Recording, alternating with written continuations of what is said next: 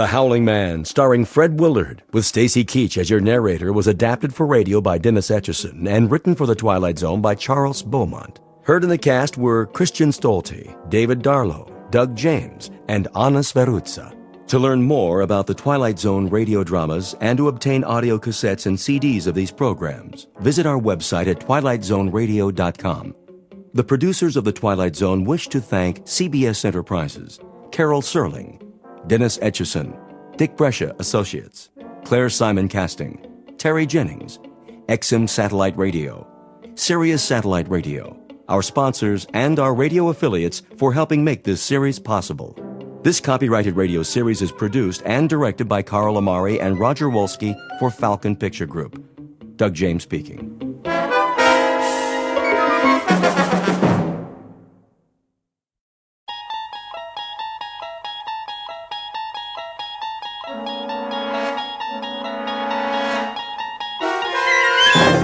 You're traveling through another dimension.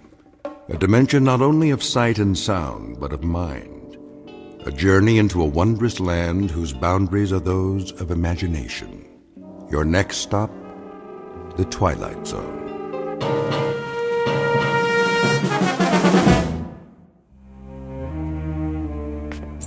Thank you, Mrs. Dunphy. I'll be back shortly.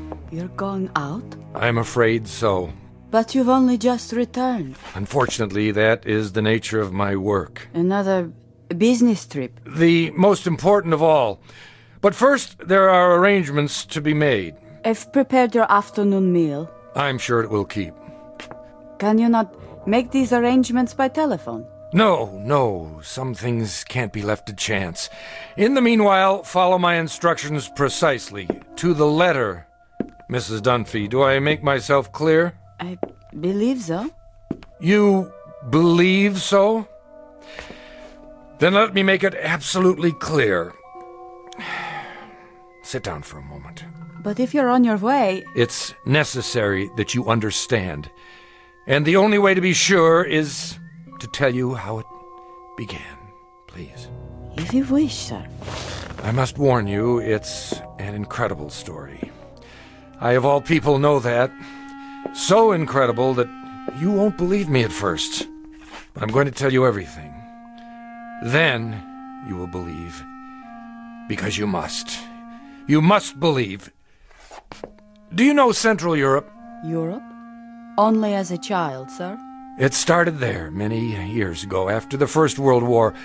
I was on a walking tour of France, Belgium, and Germany. I decided to travel alone with only a small pack. The confidence of youth. Germany was magical then, a place of valleys and mountains and swift, dark rivers. There was nowhere else like it, a fertile land where everything grew tall and straight out of the earth. I was struck by the richness of the soil, the verdancy of the hills. Stepping across the border from Belgium, where the mustachioed guards saluted like tin soldiers, I entered a different world. Everywhere I looked, a swelling green ocean. On the farthest hills, tall, ancient buildings of stone. Estates, monasteries, castles, or what have you. Some of them in ruins. I stood a moment at the border and watched the hawks circling above, wondering how such a miracle could be. It was as if I had passed through an invisible door from a musty room into a magical kingdom of winds and light. But so much can change in an afternoon. By nightfall, clouds filled the sky and the storm moved in to darken the landscape. The nearest village was miles away. I was unprepared, dressed for a stroll up the Champs-Élysées, perhaps. In minutes, I was drenched and chilled to the bone. And I saw it. A medieval castle, bombed almost to ruins. Sitting like a broken fingernail atop Schwarzhof Mountain. I came to a wall of gray stone. There was an iron gate. Please! Please! Someone! Please let me in!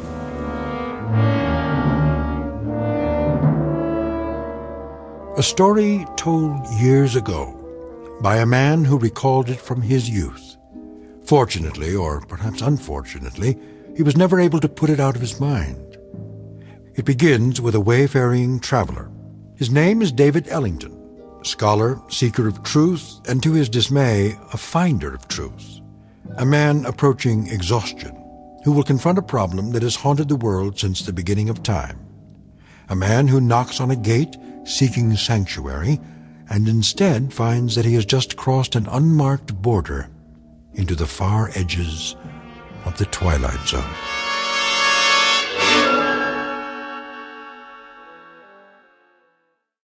And now, The Twilight Zone and our story, The Howling Man, starring Fred Willard, with Stacy Keach as your narrator.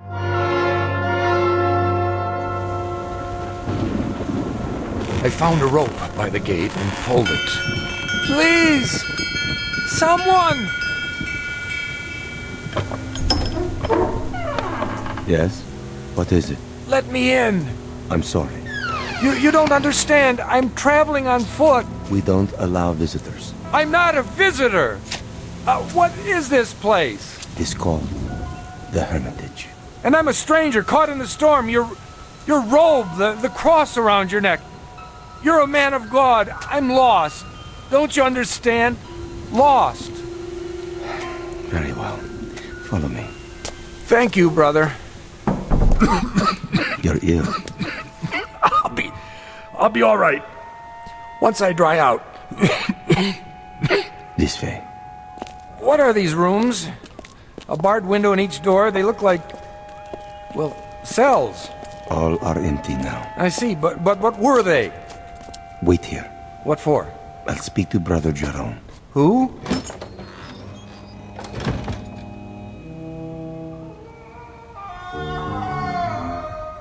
What in the...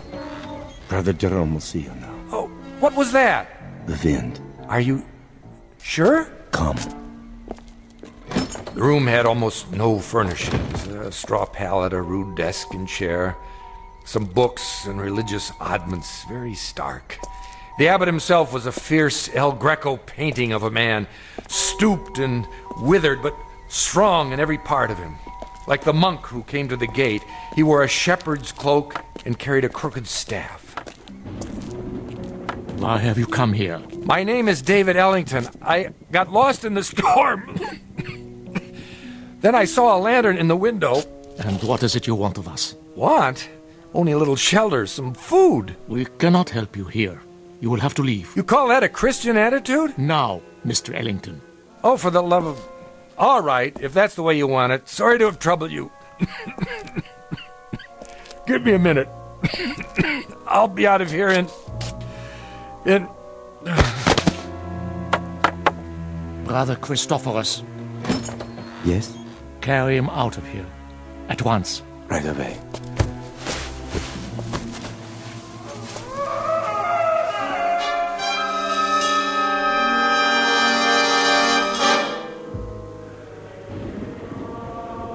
I don't know how long I remained unconscious. When I came to, I was in a primitive cubicle, one of the cells. Walls and ceiling of gray stone, a single small window in the shape of an arch, the floor hard-packed dirt. The monk sat nearby in a chair. I lay under a blanket. Beneath me was a bed of straw. Water! He lives. God's infinite mercy. How long have I been here? 9 days, my son. 9 days? You were very ill. The fever was on you. Brother Jerome said you would die, and he sent me to watch over you. I have never seen a man die.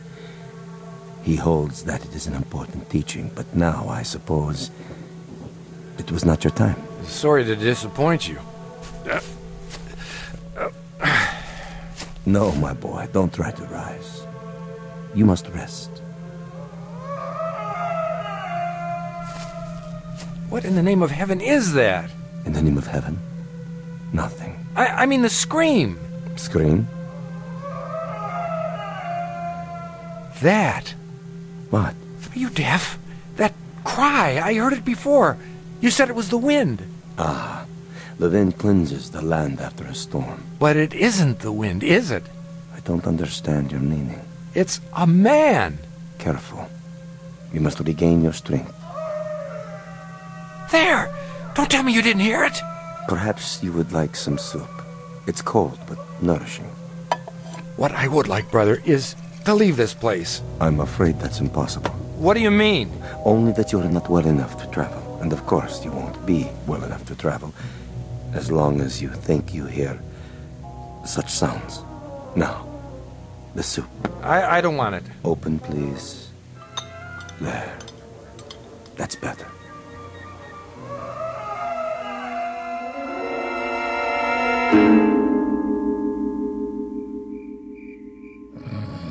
Over the next few hours, my strength did return, or at least some of it.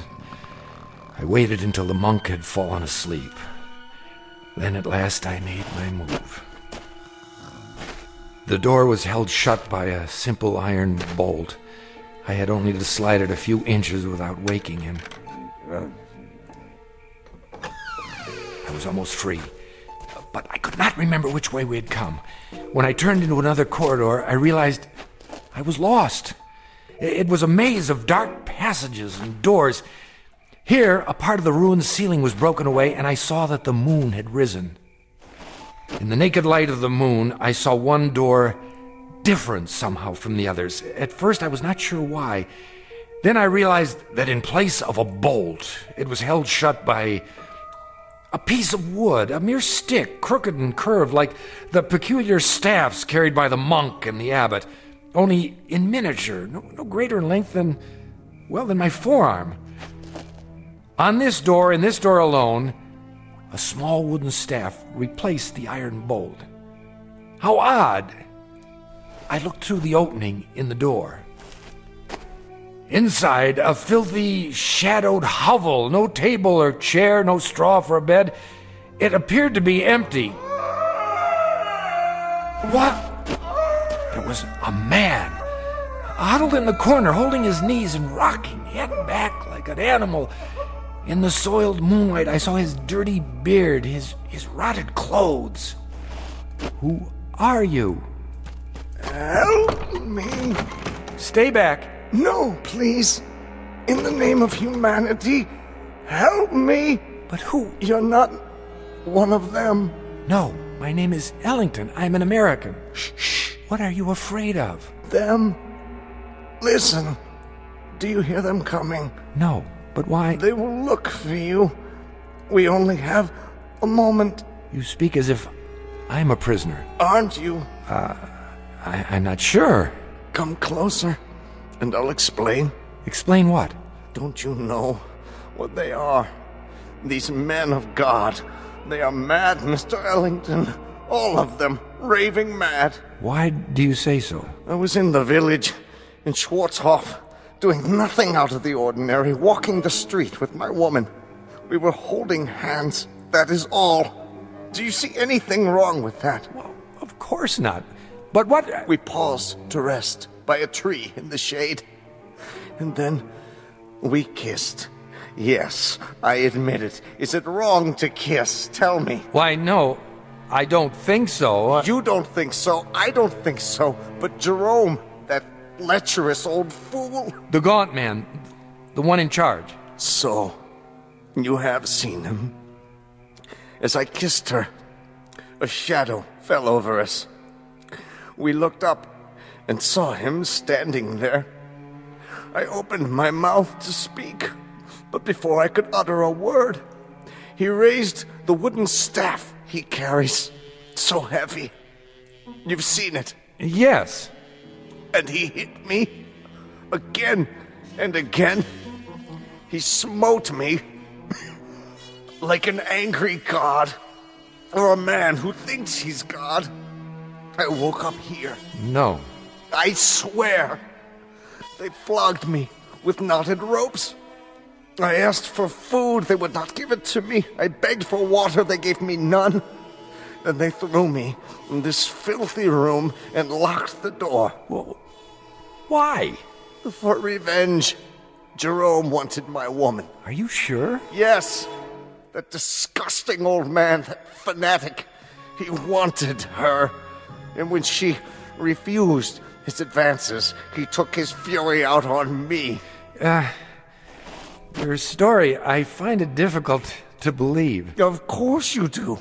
That's the strength of the man. He makes his madness seem a harmless thing, the beliefs of a religious zealot. But this is not a religious order, Mr. Ellington. These brothers of truth. Is that what they're called? That's what they call themselves. The real truth is they're outcasts, misfits, cut off from the world because the world will not have them. Have you heard of their sect before, of this hermitage? No, I haven't. Mr. Ellington, you must believe me. I don't say they're all evil, only mad. And here, within these walls, they answer to no law but their own. Wait for me. Where are you going? I'll speak to Jerome. No, you mustn't. If I remind him that false imprisonment is a crime... I tell you, he's the greatest maniac of them all. Quick!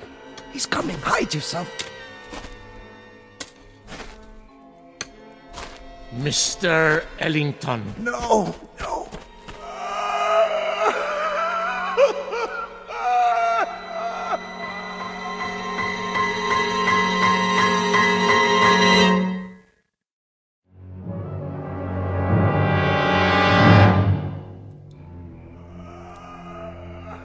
Brother Jerome?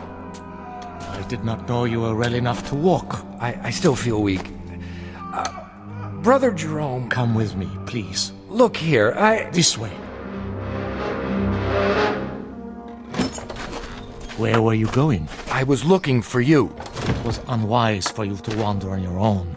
The corridors can be treacherous. Oh, can they? In what way? The building is very old. One might trip and fall without a torch. Or go where one is not meant to go, is that it? See something perhaps that you're ashamed of? I do not know to what you refer. Don't you? Oh, then you don't know the grounds very well. I saw something just now that violates the law of this country and of humanity. I must ask you... And I must ask you, Mr. Ellington, to leave the hermitage at once. We lack proper facilities to care for the ill. You certainly do. Arrangements can be made in Schwarzhof. Just a minute. No, not a minute. Not an extra second, Mr. Ellington. Now. I thought you were concerned about my health. I am. But now you want me gone regardless. Why? I have explained that. You've explained nothing. Based on what I've seen, I question your motives. I question your entire operation here. You are making assumptions. I certainly am. Now, look, no one invited me to come here. I realize that. I arrived unexpectedly, and you're not prepared for visitors. But I had no choice. And there is no excuse for your behavior. I suppose it was only a matter of time before you brought out the knotted ropes so that you could flail me or whatever it is you do for amusement. My son. I'm not your son! There are many things you don't understand. That's right, I don't. So begin with this one. Tell me, why are you in such a hurry for me to leave? What more are you afraid I'll find out? More? Besides the man you've got locked up in that cell. What man is that, Mr. Ellington? The one we just left. The one who's been screaming his head off. I am not sure what you're talking about. That's it, isn't it, brother? Or is he only one of many? Well, it isn't a secret anymore. I know. And what do you think you know? The chair. Sit. You are still weak. Brother Jerome, I know very little about this cult of yours. What's permitted within these walls, but I doubt very seriously that you can imprison a man against his will. That is quite true. We have no such authority. Then why have you done it? No man has ever been imprisoned at the Hermitage, Mr. Ellington. He claims otherwise. Who claims otherwise? Who do you think? The man in the cell at the end of the corridor. There is no man in the cell at the end of the corridor. I was talking with him. You are talking with no man. And you think I'm hallucinating? Mr. Ellington, you are ill. You still have a fever. In such a state, delirium may cause one to see and hear things that do not exist. Do you mean to tell me you don't hear that? Hear what? Look at me. Dreams can seem very real. And honest men make unconvincing liars. The brother who's been caring for me. Brother Christophorus? Yes. He has a way of looking at the floor when he tells me I'm imagining things. You look at me, but your voice loses its command. More imaginings. I don't know why, but you're both very intent on keeping me away from the truth. What do you know of the truth? Which is not only poor Christianity, Brother Jerome, it's poor psychology, because now I'm very curious indeed. Curiosity is a dangerous thing. Oh, I was taught it's a sign of intelligence. There are some things best left alone. Like sleeping dogs, a nest of snakes. I'll uncover the facts eventually, you know. Meaning what? Just what I say. I imagine the local police will be interested to learn that you're keeping a man locked up here. I tell you, there is no man. All right, let's forget it. I'll deal with it in my own way. And what way is that? However I see fit. It's no concern of yours now. Oh, and I apologize for not dying. Maybe some other time, brother. Mr. Ellington. A last word? Bon voyage? Don't bother yourself. I'll make it to the village with no further delay, I assure you. Mr. Ellington, the prisoner in the cell, it's a delicate matter. Ah! So you admit it? A terrible thing. He's violent, dangerous, more dangerous than you know. We are obliged to lock him in the cell. I'm sure you can understand. I understand that you're still lying to me. Goodbye, Brother Jerome. Would you really go to the police? If you were in my place, wouldn't you? Very well. Close the door, Mr. Ellington. I have told you the truth, but only a part. Now I see that I must tell you the whole of it. May God forgive me. Then you do hear it. As I have heard it every hour of every day, for 5 long years. Why did you lie? I didn't. Oh, but I think you did. And now the skies darken. The storm returns. I should have known. When I told you that no man screamed in the abbey, I spoke the truth. It is not a man, you see, Mr. Ellington. It is the devil himself. You're joking with me, aren't you? No, Mr. Ellington, I am not. Would that I were. It would be so much easier. But the prisoner in the cell, our only prisoner, is in fact Satan. Oh, come now. Otherwise known as the fallen angel, Ahriman, Asmodeus, Belial, Diabolus, the devil made manifest. You asked for the truth. Now you have it. Do you believe? What? Oh, sure. Now it is you who are lying, Mr. Ellington. You don't believe me at all. To the contrary, you're even more certain of what you've suspected all along, that I am mad. Well, sit down. I will tell you a story.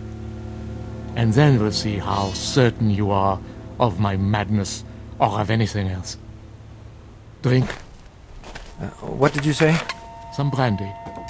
For thy stomach and thy infirmities. No, thank you. Don't worry. It's not poison. A very old vintage. I'll drink with you. What is it you wanted to tell me? I presume, Mr. Ellington, that you consider yourself sophisticated, a worldly man. Why do you say that? You're young, rich by your clothes, and reasonably well educated. Harvard? Yale. Exactly. Having a last fling before settling into the family business. How did you... You are an open book, printed in very large type, with pictures. Of course, you consider us primitive, because we're living in seclusion away from the real world. To you, we're misfits. Please, I know all the theories. I assure you, brother... No, Mr. Ellington, it is I who am assuring you. that I am not the ignorant fanatic I might seem. I coped with your world for 40 years before I left it, and rather successfully by your standards. The best schools, a degree in philosophy, a job that took me to all the corners of the earth. This beard and this staff and this face represent nothing but a different point of view. If you understand that, then perhaps you will listen to what I have to say with an open mind.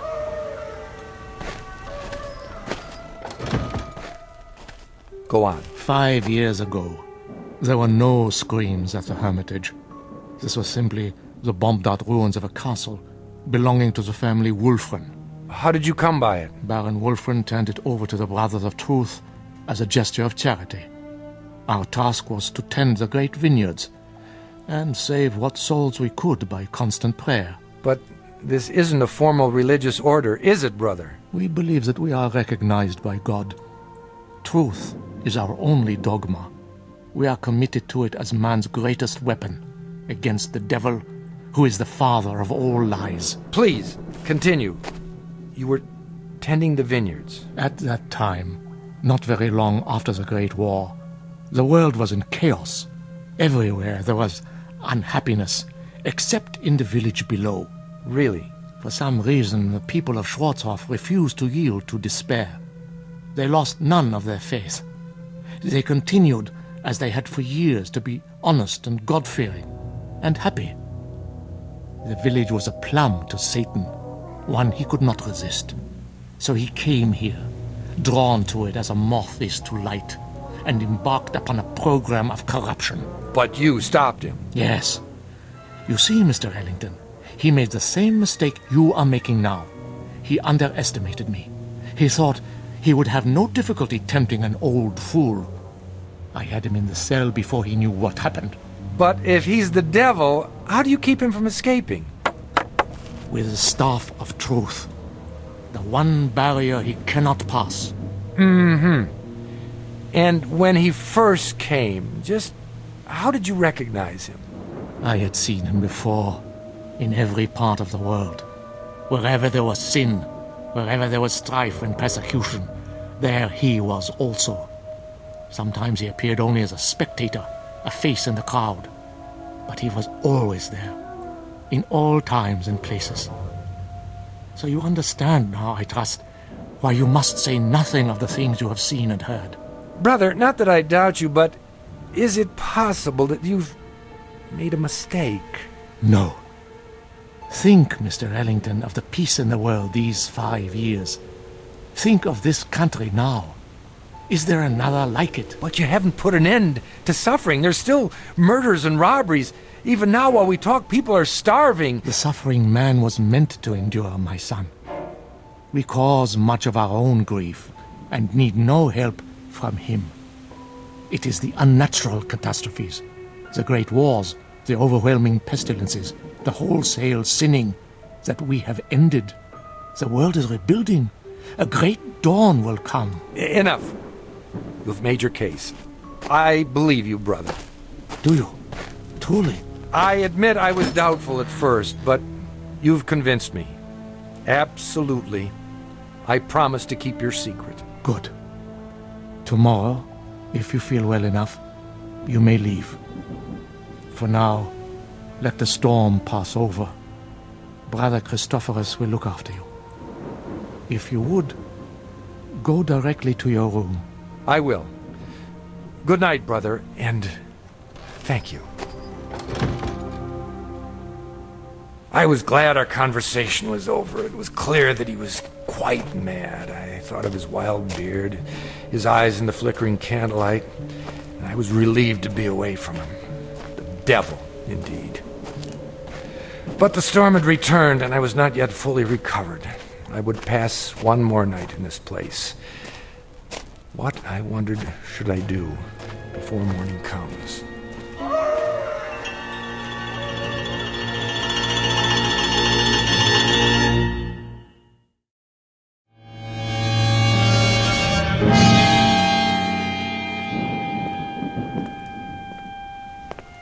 The corridor was dank and empty. I felt as though I were the last sane man in an insane world. What Brother Jerome had told me was utter nonsense, the product of a deranged mind. But his belief, his faith, as he called it, was heavy in the air, infecting the very stones. To bring it down would require outside help, but perhaps I could start that very night with an act of pure, unselfish humanity. Psst! Are you in there? Where else would I be? I thought you weren't coming back. I had a meeting with Brother Jerome. What did he say? He lied to you, didn't he? He said that you're Go on. What? the devil. The devil! Oh, that's good. That's wonderful. What a dream for an old man. Himself a devil. To catch Satan and lock him away in this God-forsaken place. You don't believe him, do you? Of course not. Then help me. If I let you out now while they're awake, they may catch you before you leave the grounds. There's always the possibility. But another hour here, you don't know what it's like. Look here, why don't I just go and get the authorities? When? As soon as morning comes, I'll find the path to the village and... No! It would be my death warrant. The authorities will return and find nothing. Who knows what will have happened to me by then? Jerome is mad, but he's shrewd, too. He won't leave any evidence behind. Then, what can we do? You must let me out now. There doesn't seem to be a lock on your cell, only this small shepherd's staff. You could almost reach through the bars and remove it yourself. I've tried. It's wedged in such a way that I can't get my fingers around it. Here, I think I can get it. Quickly. Wait. Brother Christophorus. There you are. Brother Jerome was fearful. You might lose your way. No, nothing of the kind. Come along.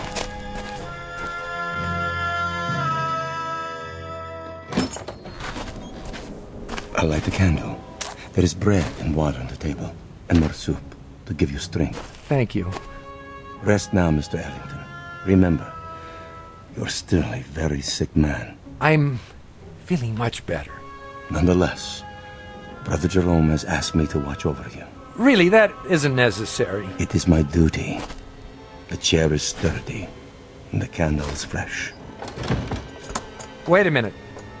Why are you locking the door? To protect you. But you're locking us both in.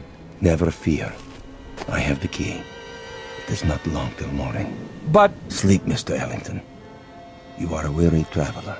Soon you'll be back with your own kind. With a comfort, eh? You will forget all you have seen here. I watched the monk as he sat heavily in the chair. I was a prisoner, no doubt about it. How much longer, I wondered, for both prisoners? What if the morning came and Brother Jerome chose not to release me as he promised? I might remain here for... How long had the Howling Man been in prison? 5 years? Lord, I imagined my beard growing, my hair wild, until I too was starved, crying to be let out. No one would come. Who knew I was here? I'd drop off the face of the earth, forgotten, presumed dead. Brother Christophorus had the keys around his neck, but until he fell asleep, I was at his mercy. It was almost dawn when I dared to move. I had to be careful not to wake him.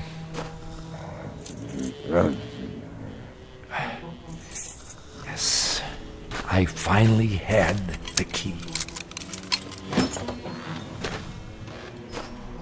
I locked Brother Christophorus in the cell. There was no time to spare. I knew I must release the Howling Man before I left the hermitage. You've come. Good. What do you want me to do? Lift off the wooden bolt. Are you sure this is all that holds you in? A small carved stick? Yes, lift it off, I tell you. But surely you could have forced the door and broken it. Please! There is no time for talk. In the name of mercy, if you fail now, they'll kill both of us. All right. Hurry. I'm trying. I just need to slide it out of the latch. Mr. Ellington, where have you gone? Hurry. Hurry! A moment. Stop him! Stop him! Now! Brother Jerome, come quickly. I am free. Stop! I command you. The other way. Now. Here is the gate. It's locked. I must get over the wall. I'll put my hands together. A hoist. Step up. Let not Satan escape us, O Lord. Let him not sow the seeds of evil throughout the world. I call upon you. Up, now! He stepped in my hands and climbed the gate. Now, reach down and give me your hand. Help me. Help you? Help you, mere mortal? Are you mad? And I saw not the foot of a man before me, but a cloven hoof in a flash of lightning, with those horns grown suddenly from his forehead. Then he turned and vanished in the moonlight. I am sorry for you, my son. What was he? As long as you live, you will remember this night. He is gone. Who? Tell me. Even now, you're not sure. But you will be. And then you'll know, Mr. Ellington. You'll know who it was you loosed upon the world.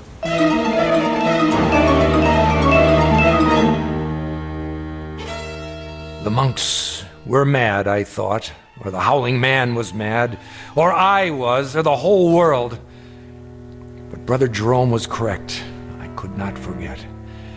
And when the pictures of the carpenter from Bromau Alm Inn appeared in the papers, I grew uneasy, for I felt I'd seen this man before. And when the carpenter invaded Poland, I was sure.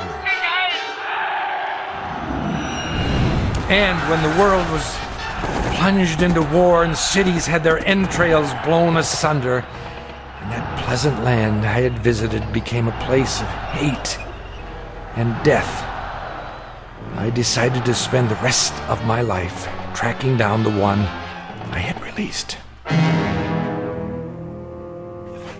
Each night I dreamed of it, Mrs. Dunphy, and I kept dreaming through all the wars since, until this week.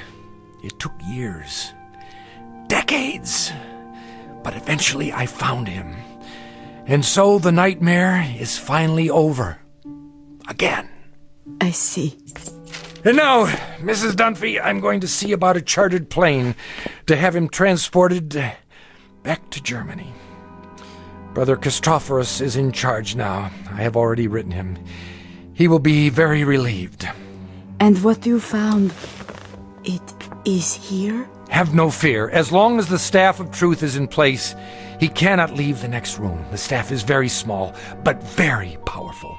So you see why you must not, under any circumstances, go near that door. Nothing in the world is more important. Do you understand? I believe so. Oh, he'll do a bit of howling, but never mind that. It's a trick. I'll return as soon as possible. Until then, keep that door locked. Yes, sir. Oh my, such stories. Come here. Please. You must listen.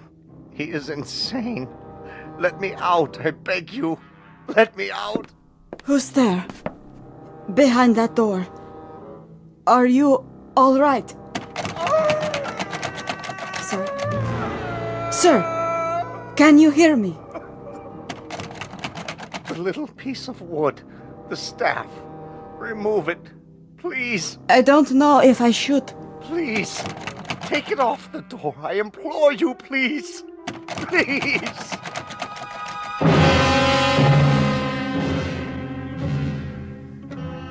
Ancient folk saying, you can catch the devil, but you can't hold him long. Ask Brother Jerome, or Brother Christophorus, or David Ellington. They know, and they'll go on knowing, to the end of their days in the Twilight Zone. More from the Twilight Zone after this. You are about to enter another dimension, a dimension not only of sight and sound, but of mind, a journey into a wondrous land of imagination. Next stop, the Twilight Zone. Hi, this is Stacy Keach. I'd like to take a moment to tell you about our Twilight Zone website at twilightzoneradio.com. At twilightzoneradio.com, You'll find the latest information on these Twilight Zone radio dramas, including behind-the-scenes photographs, plus the newest product releases, trivia contests, ways to contact us, other Twilight Zone-related info and merchandise, plus links to other fascinating websites. So make your next stop twilightzoneradio.com. Visit twilightzoneradio.com to purchase these Twilight Zone radio dramas on cassette and CD, or call toll-free 1-866-989-ZONE. That's 1-866-989-9663.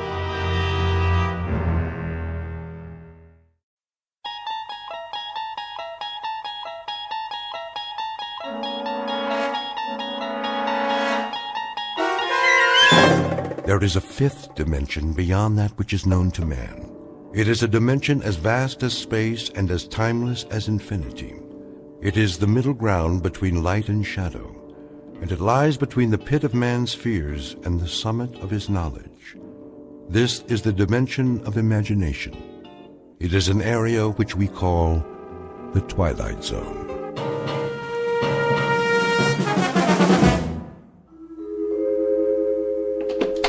Good morning, Mr. Stasiak. How are you today? Morning, Mrs. Ricciardo. Ask me after I have my coffee. Don't you be running in the hall now, little Paul. Okay. And good morning to you, Mr. Beavis. Top of the morning, Mrs. R. Top of the morning. Did Mrs. Chatfield fix your hot water yet? I'm sure she will, Mrs. R. Our landlady has a lot of important things on her mind. But how did you take your shower and all with no hot water? Oh, it's no problem, really. In fact, I think I prefer a nice cold shower. Do you remember Bernard McFadden? Who? One of the fittest men who ever lived. Published magazines dedicated to health. He always bathed in ice water. Said it got the blood flowing. Do you know he never came down with so much as a cold? Hi, Mr. Beavis. Hi there to you, Paulie. How's old Ironsides coming? She's coming. Maybe she'll be ready tonight. We'll see. Hey, going downstairs? Oh, I thought I might, seeing as how that's the only way to get to the street. Don't you bother the man now, little Paul. That's all right, Mrs. R. Paulie and I are friends, aren't we? Sure are. Well, then, go down and play with the other children. Don't you go far, and don't be crossing the street now. I won't. Well, what do you say, Mr. Beavis? I don't know this morning, Paulie. Come on, the coast is clear. You sure? I'm sure. Well, then I guess, like the man said, why the heck not? Stand back. I'm coming down by the seat of my pants. Stand back, everybody. He's sliding down the banister and he's gonna take off. Whoa, whoa, whoa. Hey. Excuse me, everybody. Lost my balance there at the end. Of course, it's not the first time. Gee, Mr. Beavis, are you ever gonna get it right? Practice, Janie. That's all it takes. Just a little more practice. That's what you always say. And that's what I mean. Think how much time I save every morning. Sliding down one whole floor. At least 15 seconds. Let's see, that's a minute and a quarter every week. 5 minutes a month. Why, in a year, that gives me a whole extra hour before I go to work. Do it again. Well, now, that would defeat the whole purpose, wouldn't it? But tomorrow, maybe tomorrow, I'll finally take flight and land square on my feet. What are you laughing at? Your bow tie's on crooked. So it is. Thank you, J.D. Now, who wants to help me carry my briefcase? Pick me, Mr. Beavis, pick me. I can do it, Mr. Beavis, pick me. Well, then, you'll just have to take turns. And you know something else? Why, I just happen to have a whole pocket full of shiny new pennies. And they're getting awfully heavy. I don't mind tipping, for extra special service. Let me see. Anybody around here want one? Me. Morning, Mr. Beavis. Here's an apple for you. Why, thank you, Tony. Don't know what I'd do without one of your apples every day. Well, I never.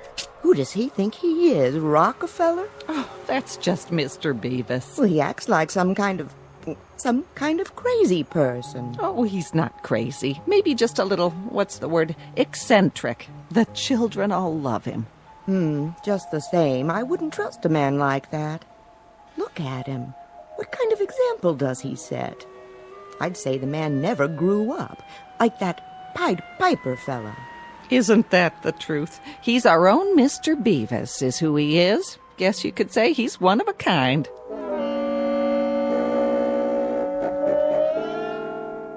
Species of the modern American male, or perhaps not so modern after all. Name, James B.W. Beavis.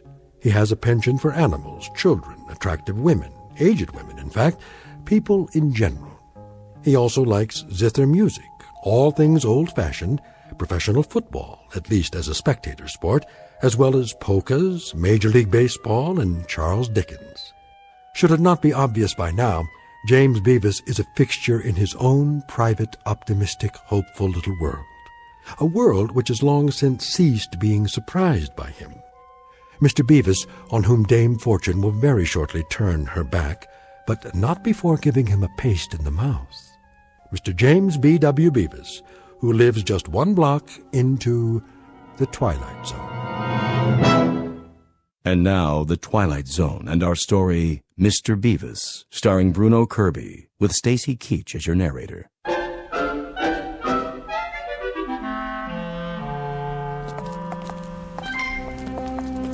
When you gonna get a new car, huh, Mr. Beavis? He don't want a new car. He likes this one. Sure do. This is a genuine antique. Original engine, factory paint job. The only thing I've ever changed is the tires. Funny how they still can't make tires that last as long as the car. What's that on the windshield? You got another parking ticket. Keep it safe for me, will you, Paulie? Put it in with the rest of the collection. Is it gonna start today, do you think? Cross your fingers and toes. A bright new morning like this, we've always got hope, don't we?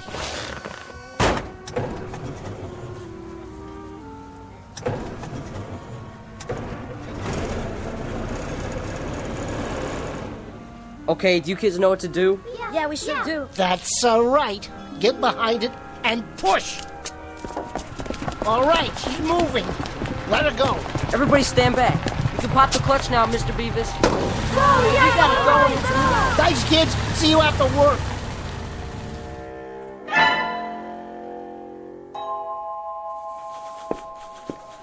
And whose desk is this? Mr. Beavis's, sir? Ah, I should have known. And where is our Mr. Beavis this morning? I'm sure I couldn't say, Mr. Peckinpah. Well, Margaret, when you do happen to see the gentleman who occupies this museum of junk, kindly tell him that I should like to see him personally.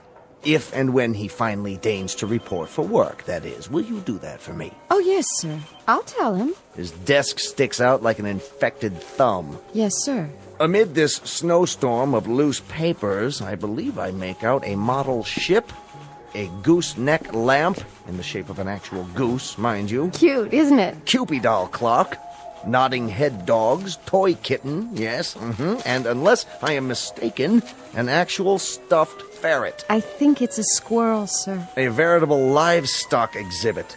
Perhaps I should rename this company Wild Kingdom.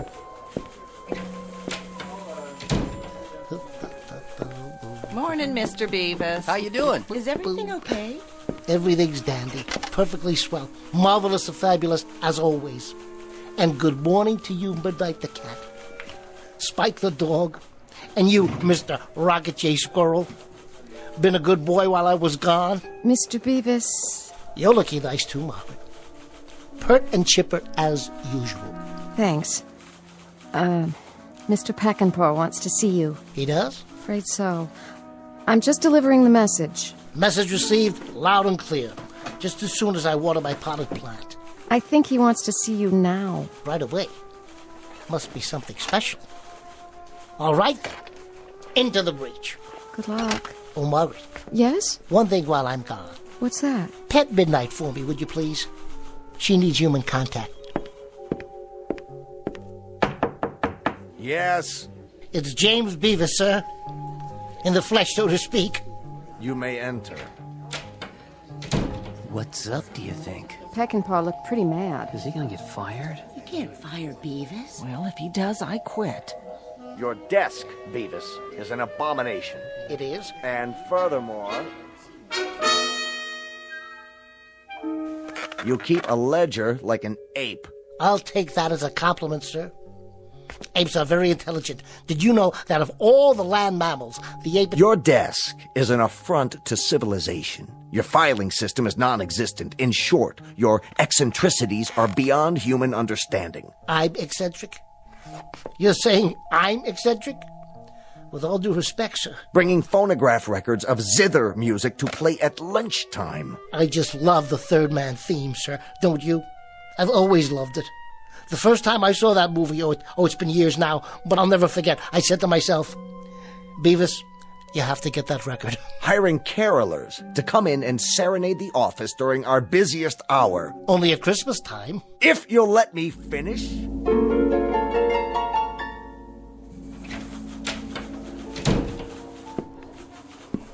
Was it the sack, Mr. Beavis? Yep.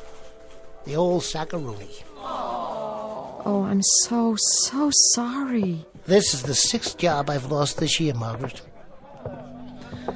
The best laid plans of mice and men, huh? And Beavis. Oh, don't worry about it, Beavis. There's better jobs than this. Lots better. We're sure gonna miss you. Here's a box for your stuff. Thanks, everybody.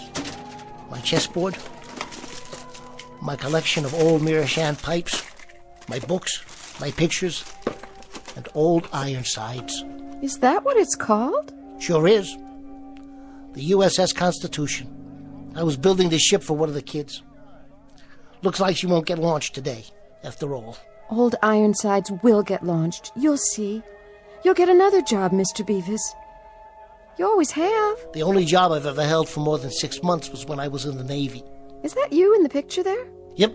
That's me on the deck next to the fantail. Well, will you look at that? He's fat, isn't he? That's the bosun's mate.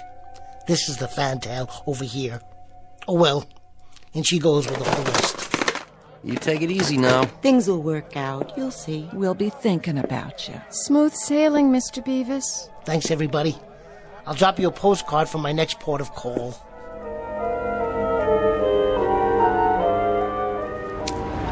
Oh, Mr. Truck Driver.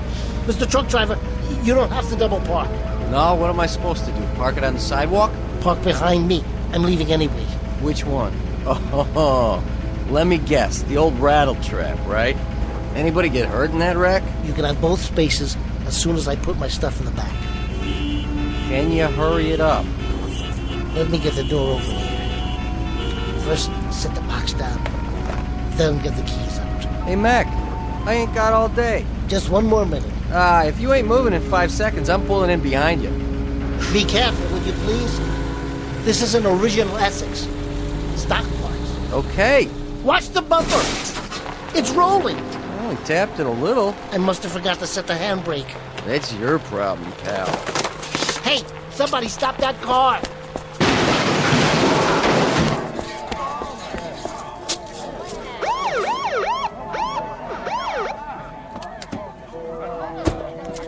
Yours? Mine.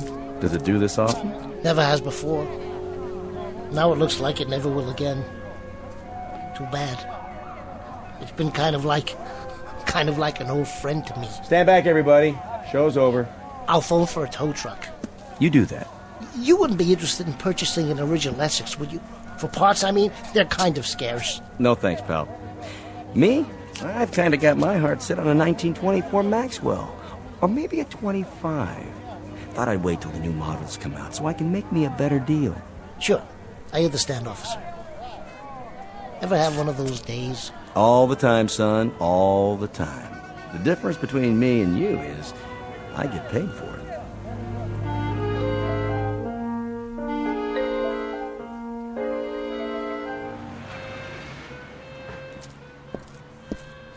Mr. Beavis? Where's your car? It's in the shop. Yeah? What you got in the box? This? I guess you might say the stuff dreams are made of, Tommy. Something along those lines, anyway. Hey, is that old Ironsides? Yep. She ran aground before she could get christened. That's okay, Mr. Beavis. You can fix it. You can fix anything. I'll try, Tommy.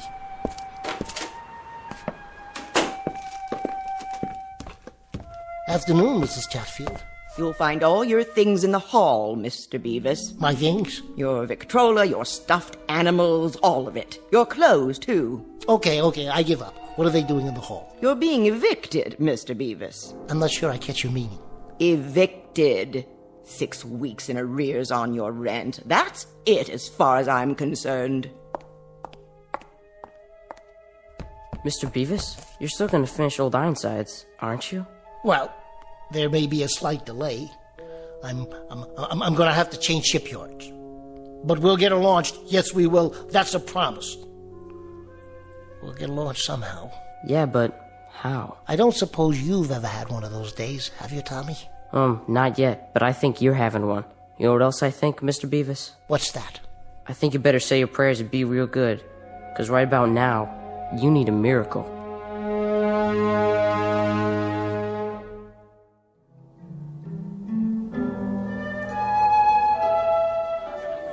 Better make this one your last, don't you think, Mr. Beavis? All in good time, Joe. All in good time. I'll tell you when.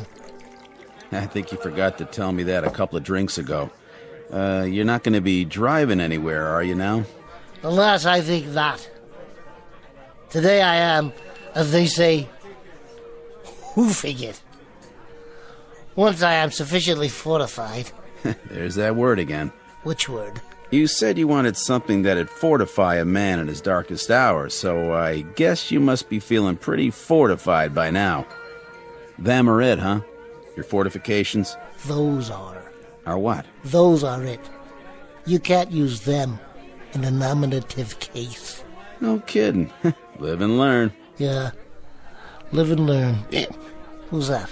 Who's who? The old gentleman in the blue suit. Where? Behind me. At the table. I can see him in the mirror. I don't see nobody. Right over... Wait a minute. Where'd he go? Search me. Perhaps you can explain to me, Pete, what you put in those drinks that made me see somebody in the mirror, but not in the booth. See who? Whom?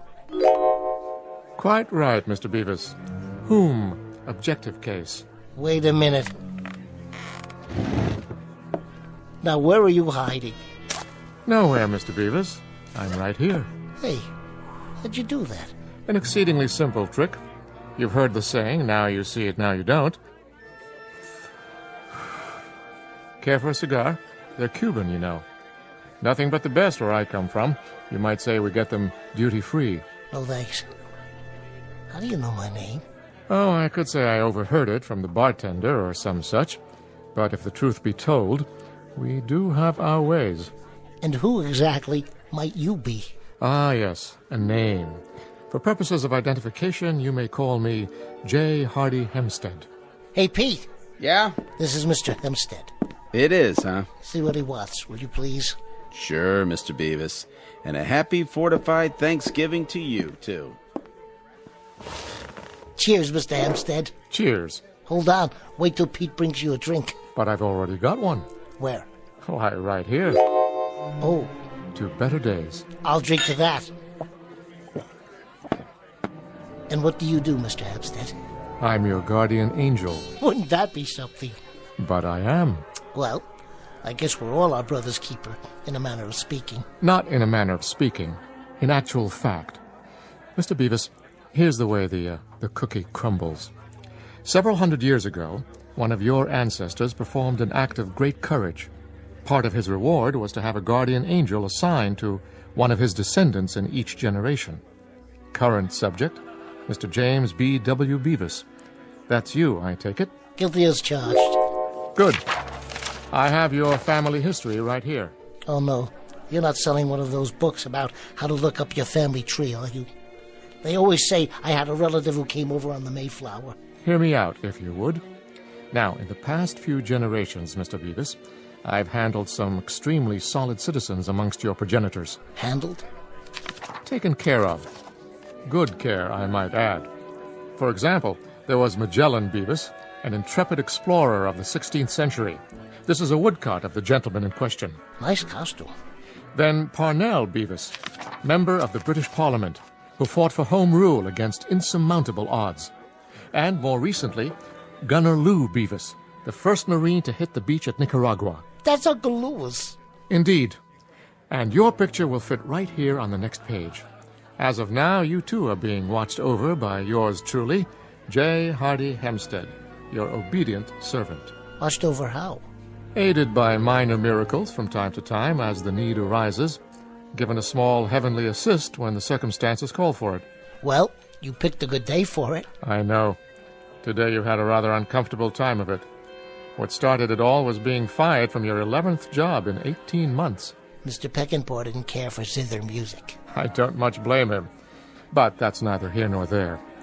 It so happens that I can reconstitute the whole day for you and alter it so that the final upshot will be the opposite of what it has been. In other words, Mr. Beavis, let's go back to 9 a.m. this morning. We'll rewind and start all over again. You mean I can have the day to live over again, and it won't come out the same way? Definitely not the same. We merely alter some of the relevant aspects, and of necessity we must naturally perform a few alterations on your characteristics. For example, Mr. Beavis, your manner of dress. What's wrong with it? Are you serious about that sports coat? I like plaid. And that bow tie.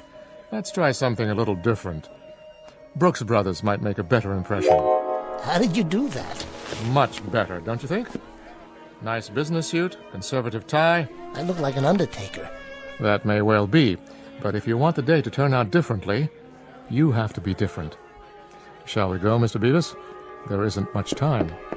You're really terribly nice, Mr. Hampstead. Think nothing of it. To go to all this trouble, whoever you really are. I assure you this is neither personal nor sentimental, Mr. Beavis. It's merely my job. Now he's talking to himself. Looks happy, though. Maybe I better have a shot of what he's drinking.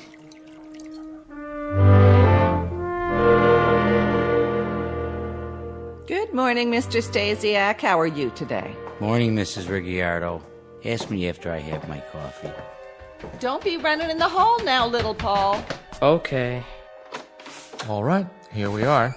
Back where you started this morning. Yep, this is it. Everything's the same.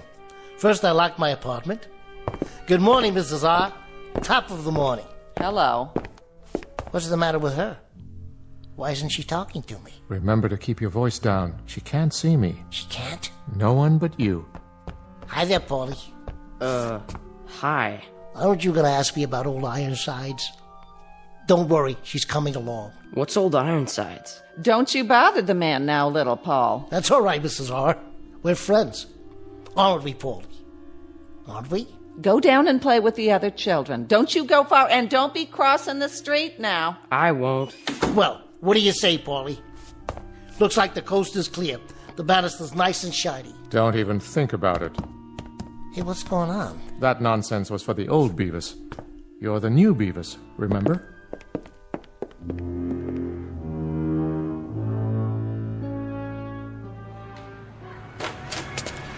Morning, everybody. I don't know, Mr. Hempstead. Think about it. If I don't slide down the banister anymore, I'm losing a good 15 seconds. That's a minute and a quarter a week, 5 minutes a month. Straighten your tie. You're late. Who's going to carry my briefcase? You can do it. What about this pocket full of new pennies? Not in this suit. Morning, Tony. Where's my apple? You want an apple, mister? That'll be 25 cents. Let's go. Oh, Mrs. Chatfield. Oh, good morning, Mr. Beavis. I wanted to talk to you about the rent. Oh, I found it in the box. 3 weeks in advance. You're a wonderful, wonderful roomer, Mr. Beavis. That's a switch. This part I don't mind at all. Only, where are the kids? They're busy playing, I presume, as children are wont to do. But who's going to help me push start my car? That won't be necessary. I don't even see my Essex. Oh, no. Did somebody tow it away? Correction. You don't own an Essex. This is your car. But this is a sports car. A little foreign sports car. Red's your favorite color, isn't it? Yes, but do you think it fits? With everything else I mean? Mr. Beavis, live it up, will you? But have you ever driven an Essex? My dear sir, I have driven a chariot with 11 horses. I'm the guy responsible for Ben-Hur winning the race. That Essex went out with the old Beavis. You're a different person now. No more zither music. No more Christmas carolers in the office. Though the latter idiosyncrasy met with some approval from the organization. Now, here are your new car keys. Go ahead, give it a spin. Hey, Paulie, look at this. Want to take it for a test drive? He acts like he doesn't even know me. Shall we go, Mr. Beavis? Yeah, okay. Better times are ahead, I promise. If you say so.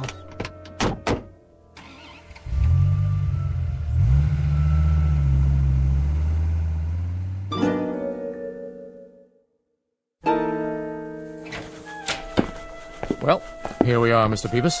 Looks like the office is already humming. Where's my desk? Same place it's always been. Right over there. But it doesn't look the same.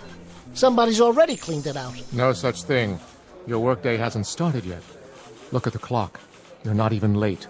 It's only 8:58. Morning, everybody. Good morning, Mr. Beavis. Where's my gooseneck lamp? And the clock I won at the carnival? And midnight? And Rocky? Where's the ship I was building? I don't know what you're talking about. Good morning, Beavis. Good morning, sir. Friends and associates, a moment, please. Everyone, I should like you to hear a bit of good news. As of this day, Mr. James B. W. Beavis is being given a raise in salary 10% a week. May I add, Beavis, your work is admirable, and since you've been with us for 11 months now, I think a raise is very much in order. A raise, Mr. Peckinpah? Quite right, Beavis, quite right. Thank you, sir. Think nothing of it. The least we could do, considering. Mr. Peckinpah, sir. Yes, Beavis? What about the... Yes? The zither music and the Christmas carolers. The zither music? The Christmas carolers? I'm afraid I don't know what you're talking about. Mr. Beavis, you no longer have an interest in any of that nonsense. Oh. Oh, what? Nothing, sir. Very well, then. See you later, Beavis, and keep up the good work. Why, this desk looks... It looks absolutely nude. It doesn't look decent somehow. Margaret, where is old Ironsides? Are you feeling all right, Mr. Beavis? I think I'd better get some air. Yes, that might be a good idea. I got a raise. Naturally. Where are you going now? You only just arrived. Outside for some air. Or I might go back to my place. So early in the day? I was thinking, maybe I'll play some stickball with the kids in the street. Mr. Beavis. Yeah? They won't play with you. Why not? You're not the same, Beavis. Not anymore. You mean everything's changed? Even that? It's only today that we can see the changes. Actually, they started some time ago. I'm beginning to understand. Good. Well, Mr. Beavis, still want to get on the elevator? Yes, I think I will. Why? Things seem to be going your way, don't they? I guess they are, Mr. Hempstead. Beavis, what do you say we level with one another? I mean, really, what is it you want? After all, for a person like yourself, 10% is the most even I can get for you. Frankly, I don't get you. I'm used to Beavises with big dreams, gigantic hopes, fantastic aspirations. Magellan Beavis sailing around the Horn. Parnell Beavis standing alone in Parliament booming out his convictions. Gunner Lou Beavis. Over the top men, Semper Fidelis, nobody lives forever, let's go, boys! That was the spirit. Mr. Hempstead, sir, I don't want to seem ungrateful. But the things I want, the things I believe in, I know they're odd.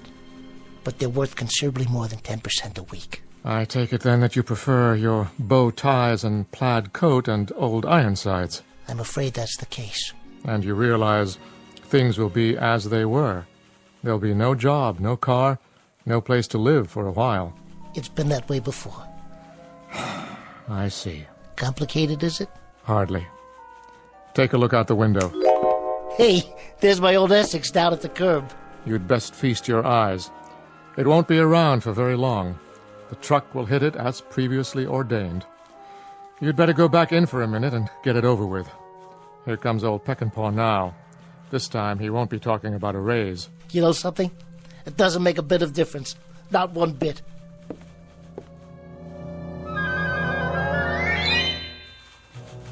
And whose desk is this? Mr. Beavis's, sir. And where is our Mr. Beavis this morning? I'm sure I couldn't say, Mr. Peckinpah. Well, Margaret, when you do happen to see the gentleman who occupies this museum of junk, kindly tell him that I should like to see him personally. If and when he finally deigns to report for work, that is. Once more into the breach.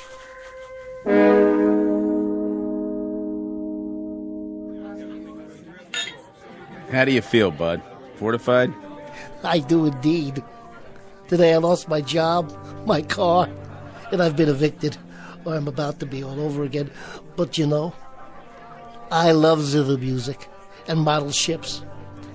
And if I can't bring kids into an office at Christmas time to sing carols, then what's the point of being alive? Beats me. Well, there really is no point. There is no point at all. I'm going to try and find a job, an apartment, and then I'm going to finish Old Ironsides for a little boy 8 years old with a dirty face who happens to love model ships just the same as I do.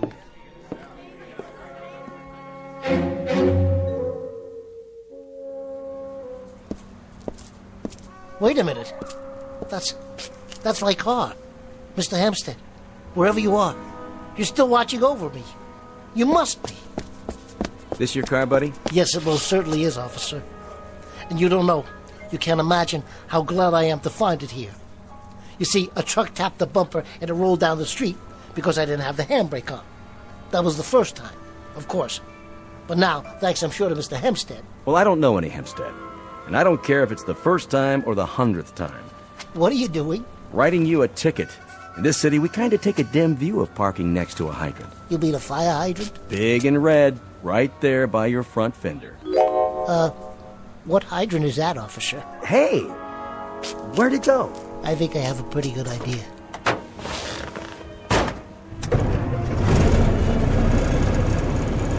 Still with me, Mr. Hempstead? Still with you, Mr. Beavis.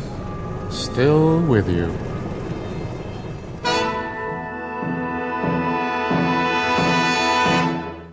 Mr. James B.W. Beavis, who believes in magic, the magic of a child's smile, the magic of liking many and various people and things and being liked in return, and the strange and wondrous mysticism that is the simple act of living. Mr. Beavis, one species of the modern male who lives in his own private and very special Twilight Zone.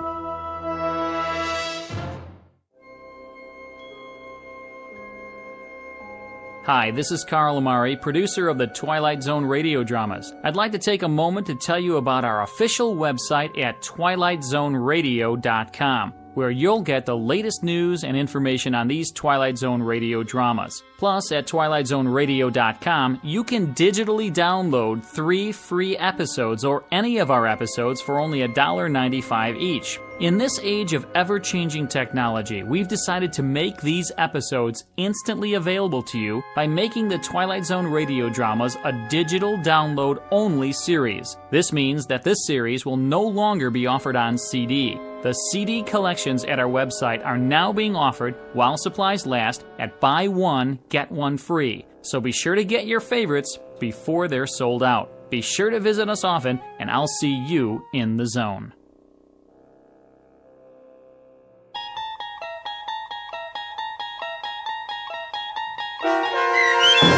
Mr. Beavis, starring Bruno Kirby with Stacy Keach as your narrator, was adapted for radio by Dennis Etchison and written for The Twilight Zone by Rod Serling. Heard in the cast were David Darlow, Christian Stolte, Fernette Lebo, Jeff Lupetin, Linda Reiter, Meg Falcon, Max Kirsch, Carrie Darlow, Riley Baugh, Kurt Nabig, Doug James, Carl Amari, and Vince Amari. To learn more about the Twilight Zone radio dramas and to obtain audio cassettes and CDs of these programs, visit our website at twilightzoneradio.com.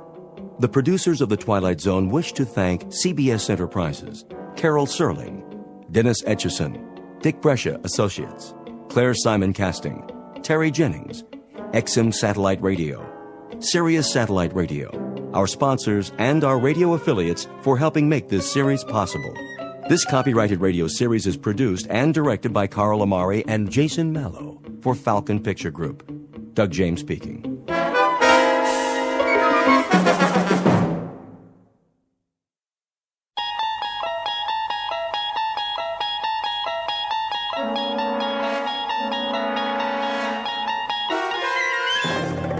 You unlock this door with the key of imagination. Beyond it is another dimension.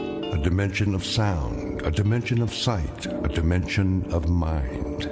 You're moving into a land of both shadow and substance, of things and ideas. You've just crossed over into the Twilight Zone.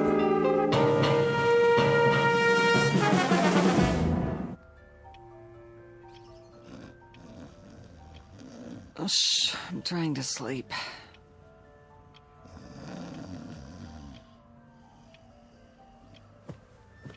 I said I'm sleeping. What? Oh, what time is it? Wilma. Ow. Wilma. Oh, leave me alone. What does the clock say? Huh? 9:17. It can't be. Oh, didn't you set the alarm? Wilma!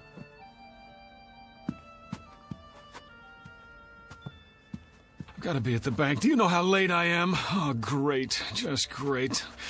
I'll even take my clothes off. No more parties. Never again. Oh, be quiet about it. Sure, go on. Get your beauty sleep. You feel lousy. Never mind how I feel. So I'm late for work. So what? No skin off your nose, right?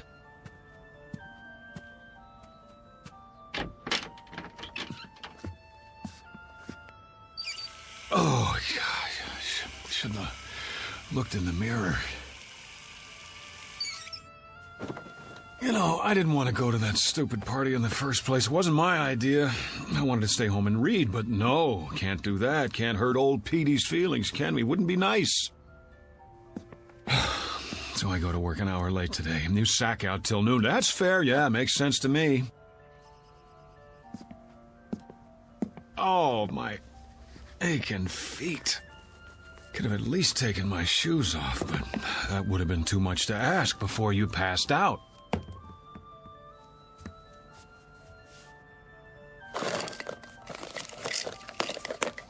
Oh, boy. Rearranging my stuff again, huh? Okay, I give up. Where'd you put it? Wilma! Wilma, where's my razor? Would you please tell me that much? Oh. Hey, wake up! Leave me alone! Snap out of it. I'm late, I said. Come on! Get away from me! Never mind the dramatics. Just tell me what you've done with my razor and I'll clean up and get out of here. Then you can go back to sleep for as long... Don't do that! What's the matter with you? No! I'm not even touching you. Are you sick or something? Wilma, I asked you... Who are you? What kind of a question is that? How did you get in here? Well, as I dimly recall, I staggered in about 2 a.m. with you at my side. After that... What are you doing in my bedroom? Oh, you mean this isn't the YMCA? I suppose I could have slept on the couch if you wanted me to. Am I forgetting something? Did we have an argument? Because if we did, I'm afraid I... Get out of this house! Come on, honey, knock it off. I'm late enough as it is. Just tell me where you put the razor so I can shave, change my shirt. Out! Out! I'm in no mood for jokes. If you don't, I'll scream again, louder. Wilma! How do you know my name? It's on our marriage license, remember? Mister, I don't know what you think you're doing, but I've never seen you before in my life. Cameo of a man who has just lost his most valuable possession. He doesn't know it yet, but he's about to find out. In fact, he doesn't even know there's been a loss. Because, like most people, David Gurney has never given much thought to the matter of identity. But he's going to think about it from now on, because that is exactly what he's lost. And his search for it will take him through unknown territory in one of the darkest corners of the Twilight Zone. And now, The Twilight Zone and our story, Person or Persons Unknown, starring John Schneider with Stacy Keach as your narrator. Did you hear me? Get out! Because you've never seen me before. Now you don't even know your own husband. Oh, you're beautiful. What a time to go psycho on me. Now, look, whoever you are, I don't want any trouble. But if you don't get out of here, I am going to call the police. Easy, Wilma. Take a pill or something. Stay away from me! Go ahead. Call the police. Call the fire department. Call the paramedics. Tell them to bring an oxygen mask because there's a man here who's dying of a hangover. Oh, my head. I'm not bluffing. If you're not off that bed and out of this room by the time I count to 5, I'll make the call. I swear. 1, 2... Cut it out, will you? I've got a splitting headache. 3, 4, 5. This isn't funny anymore. Give me the police. Hello, police? I'd like to report a guy who... Give me that. Have you gone crazy? What are you gonna do? Kill me? I'll scream until the neighbors come. All of a sudden, I'm a stranger? I suppose I didn't buy this king-size brass bed and the lamp and the carpet and the wallpaper to go with it. If I didn't, who did? Santa Claus? Oh, you're insane! Boy, this is what I call a delayed reaction. 2 martinis at midnight and she gets drunk the next morning. Go back to bed, sleep it off. You cannot tell me what to do. You got it. I won't waste my breath. Now, what are you doing? Changing my clothes. What are your panties doing in my drawer? Your drawer? Where did you put my socks? If you don't keep your filthy hands out of my things... Filthy? Yeah, well, if I had time to take a shower... What in the name of... Those are my dresses! So I see. What did you do with my clothes? Oh, the Lord is my shepherd. All right, I'll wear what I had on last night, but if anyone says something at the bank, I'll tell them whose fault it is. My darling, brain-damaged wife with her defective sense of humor. Daily bread and forgive her our trespasses as we forgive those who trespass. I'm going to work now. When I get back, you'd better have things straight again, understand? Do I make myself clear? The kingdom, and the power, and the glory, now. Goodbye. And forever. God help me.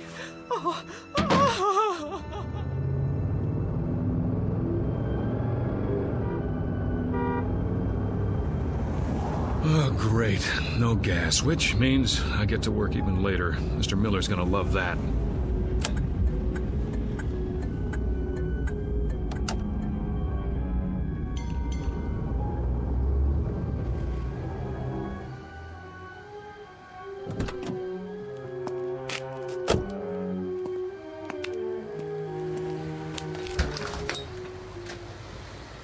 Come on. Here's your change. Thank you, sir. Fill it up on number 3. Cash or charge? Put it on the card. Here. You have ID? Yes, I have ID. Every kind you want. Here, look, I'm in a hurry. Would you run the card while I pump the gas?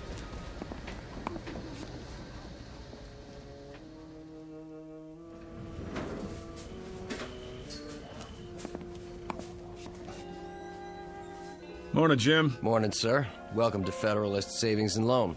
Boy, treat the customer like a king. New uniform? What's that, sir? Looking mighty spiffy. Hat's on crooked, though. It is? Keep up the good work. Don't let any bank robbers in. If you'll fill out a transaction slip. Who do I see about a loan? Morning, Julie. Fred. Bring back this loan application and I'll begin the procedure. Well, how long's it gonna take? Oh, no, not long. We can usually give you a decision in 72 hours. What in the... Well, see, I sort of need the money right away. I'll do my best, Mr. Klein. May I help you? George? I am Mr. Hurtubise, Assistant Vice President. Of course you are. Who's that? Sir? At the desk by the window. Why, that's Mr. Cooper, our Vice President. Well, would you mind telling me what Mr. Cooper is doing at my desk? Beg pardon? What is he, some trainee of all the... If you'll wait your turn, sir, Mr. Cooper's busy. Yeah, sure he is. What is this, George? April Fool's Day? I don't see why I have to fill this out. I already gave you all the information.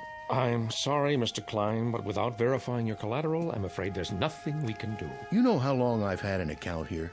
And you giving me the runaround? Well, maybe I'll just take my business somewhere else. What do you think of that? Well, thank you for stopping by, Mr. Klein. If you'd care to reconsider... Thank you for nothing. Nice. I beg your pardon? You just lost a customer. I could have processed his application in 24 hours. And you are... Who the devil are you? How's that? I said, who the devil are you, and why are you sitting at my desk? Your desk?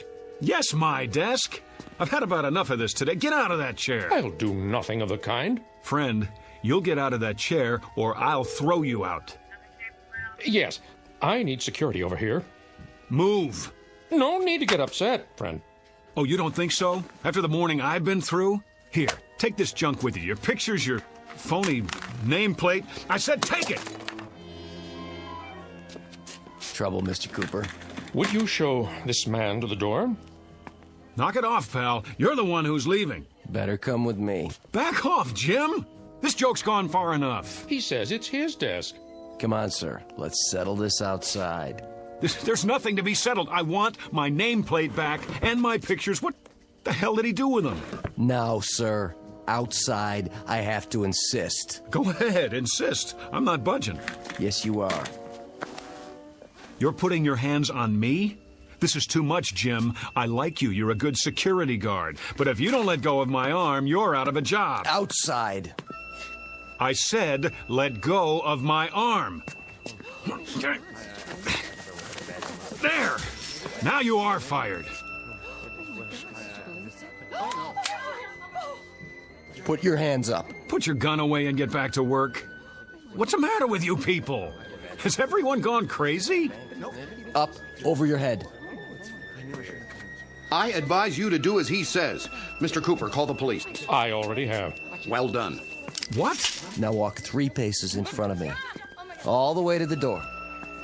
Don't make me use this. George, what's going on? Tell me, please. Outside with him. Let's go. Sorry, everyone. Minor disturbance. Don't be alarmed.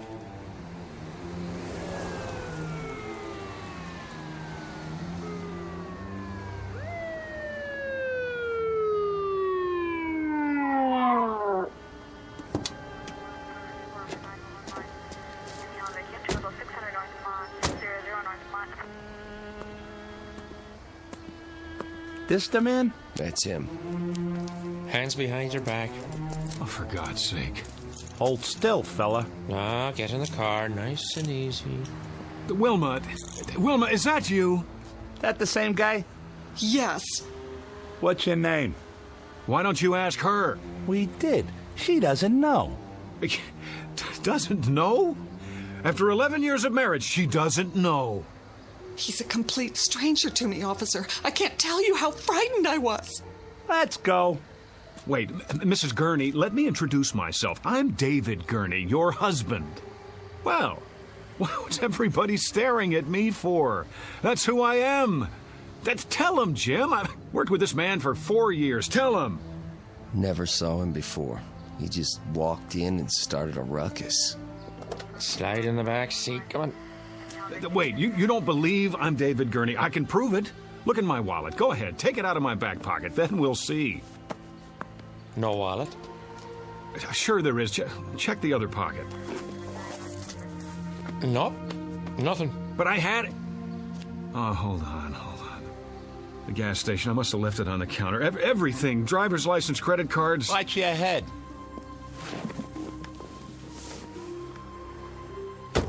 You can't do this. Somebody tell them.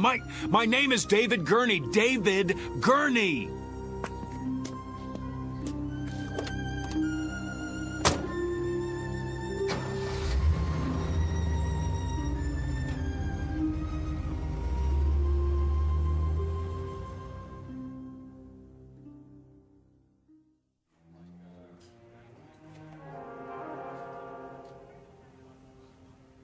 On your feet. Where's the doctor? Right here, my boy. Sorry to keep you waiting. Thank God. You don't know what it's like sitting here listening to those lunatics. Well, I think I do. If you'd like to come with me? Let's move it. I see you people have finally come to your senses. Now you can sign the papers and I can go home. You're not going anywhere. Not just yet. What is this, a jail? No. I thought you understood that. It's not part of the penal system. What would you call it then? An isolation wing at the state hospital. I thought that was explained when you were brought here. Then if it's not a jail, I'm leaving. Very probable, eventually. But for now, there's a 72-hour hold. I thought we'd talk a bit first, Mr. Gurney. David Andrew Gurney. So you've said. Well, let's go down the hall, shall we? We'll be more comfortable in my office. You heard him. You don't have to manhandle me. It's all right. He's not dangerous. If you say so. Please, follow me. Got a regular loony bin in here. Oh, let's say a few people who are confused. I think of it as a kind of hotel for the weary mind. Yeah, only they can't check out. Actually, most of them will be released. A few are violent, but you're not like those, are you? Well, I should hope not. Come in, Mr. I suppose I must call you Mr. X for now. I told the officers who I am. I've told everyone. Please have a seat. Where's the couch? I'm afraid you've seen too many movies. Of course, if the chair is not comfortable. It'll do. I just want to get this over with and go home. And where is that? I've been through this before. You still insist that you live in Miss Berenson's condominium and that you are her husband. Yet she's unmarried. We've checked. How do you account for that? I don't care what she says. I know who I am. No need to get upset. Everybody's telling me I'm not who I think I am. But what do you expect me to do? Relax? It must be a challenge to your belief system. But if I'm to help you, then you've got to come to terms with the facts. And what are the facts? Couldn't say just yet. The police are running your fingerprints, and then we'll have something to work with. But for now, this person you think you are, we know that he doesn't exist except in your mind. Oh, we know that, do we? It seems that you've invented him, whether out of whole cloth or people you've known. You're lying. And why would I do that? I don't know, but you are. You've got to be. A man can't live for 40 years and all of a sudden... Is that how old you are, 40? Yes. And then, just because he loses his driver's license... We're checking the place where you say you left it. But it wasn't just that. Everyone at the bank agrees that... You put a lot of stock in everyone else's opinions. How about mine? Well, we must begin somewhere. Consensus matters, doesn't it? Surely you can see... I see that they're all lying. That's what I see. How can you be sure they're not telling the truth? At least as they see it. That's what I'm doing. So you believe they live in a different world, a world with different rules, a different history. I don't have any idea, but I know what I know. Ah, there's the conflict, you see. We have to resolve it somehow before you can move on. What chaos we'd have if each of us believed in a separate reality. What about my reality? Doesn't that count for anything? Epistemology rears its head. You're obviously an educated man. Perhaps if you'd provide a list of the schools you've attended, we can contact them. Unless you believe their files have all been corrupted somehow. All right, let's go over it again. I live at 2457 Lime Rock Avenue, Los Angeles, California. But we've established that Miss Berenson lives there. Her name is not Berenson, it's Gurney, and she's married to me.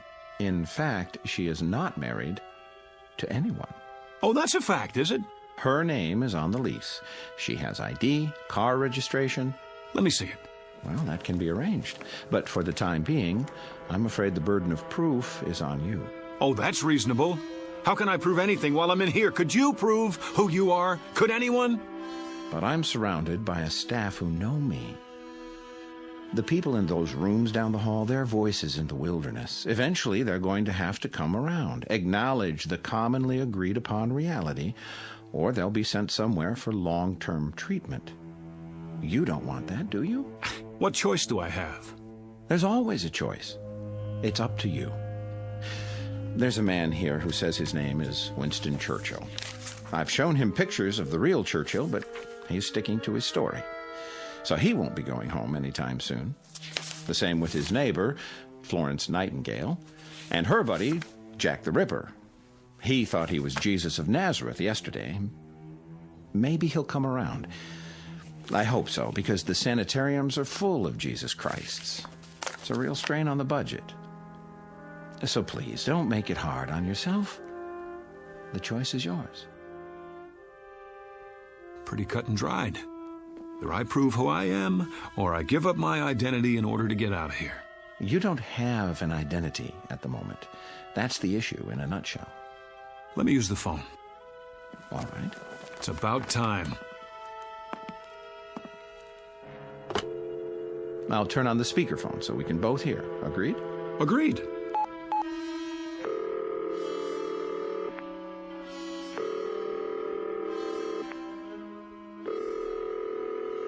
front desk. This is Dr. Koslenko. Let me have an outside line, please.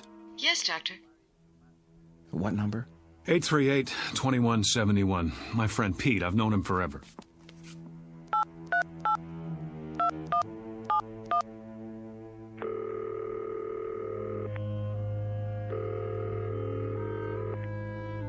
Hello? Hello, Pete. Yeah? Who's this? It's Dave. Look, you don't know how glad I am to hear your voice. Listen. Dave who? Pete, for God's sake, Dave Gurney. Wilma and I were at your place last night. Don't kid around. I think you have the wrong number, fella. But we went to school together. He's my best friend. Care to try someone else? Let's just cut through all this. Call 272-3478. Ask for Mrs. Gurney. Very well.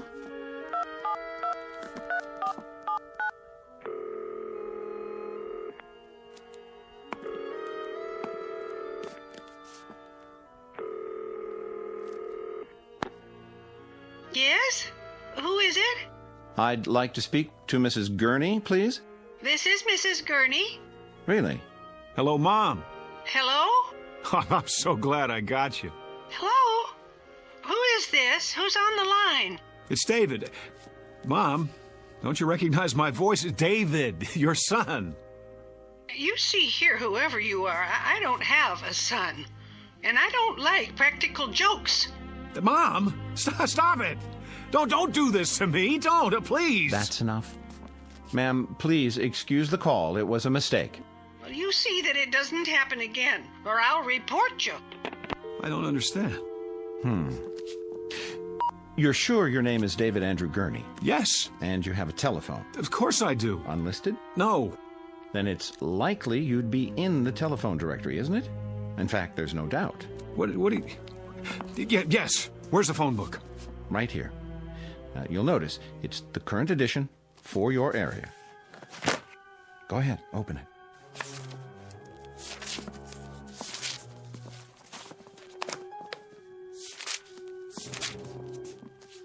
Gurney, Bertram J, 26837 Broadview, no. Elizabeth Y, 6578 Logan Street, Van Nuys. Well? It's not here. I believe that's called evidence. Now, are you ready to consider an alternative? But if I'm not David Gurney, then who am I? That's what we're going to find out. Now the real work begins.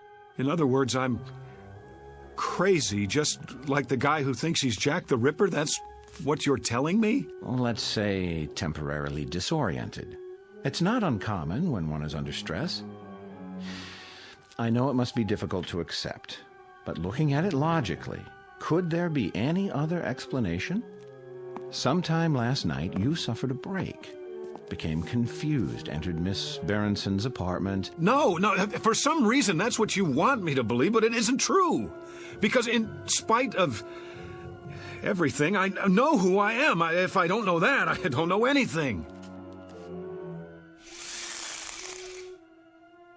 Oh, I was afraid of that. You know, I've been through this a great many times. Too many. And it's what I was trained to do, and I'm very good at it. Always ends up the same way, with the patient either returning to a normal productive life or entering into a lifetime of treatment. Why? Because they won't break? Hear me out. We're not playing around in here. I can give you a prescription for drugs, set up a schedule of visits, but it's maintenance, that's all. The bottom line is it's up to you. If you behave that way, you become that sort of animal. My name is David Gurney. I live at 2457 Lime Rock Avenue. Look out the window. You see all those people on the grounds walking back and forth? Some of them look normal enough, some of them look like zombies. But all of them are here for the long haul. It's such a waste of time, money, human lives. Don't do this. You're an intelligent, educated man. The system is what it is. You can't beat it. Take my advice. Learn to play ball right now, before it's too late. Or else... Not this way. What other way is there? I have to know. Do you understand? Either I am crazy or somebody's gone to a lot of trouble to blot me out. Use your brain. Why would anyone want to blot you out? How should I know? What, the CIA? This is not a spy novel. Whoever or whatever it is, they can rig all the phone books in the world and they can pay off everybody who ever knew me, but there's one thing they can't do. They can't get inside my mind, and they can't think of everything. What do you mean? Something even Wilma doesn't know about. I just realized there's still one way to prove who I am. Well, I'll be happy to take it under consideration. Sure you will. Stand back. I'm going to make sure I get there first. Get away from the window. No, out of my wait. way!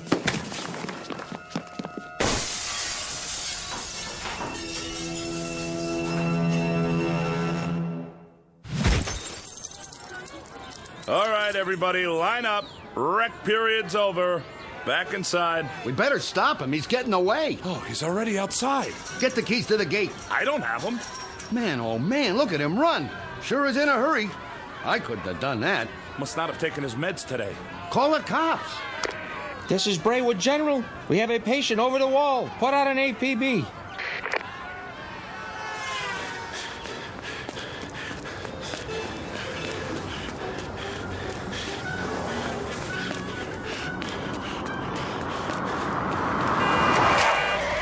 Hey, buddy, get out of the way. Give me a lift. Yeah, sure. I have to get out of here. Yeah? We'll call a cab. I don't have any money. Did you help me? Sorry, buddy. Get out. I need it. Get out. Hey, what are you doing?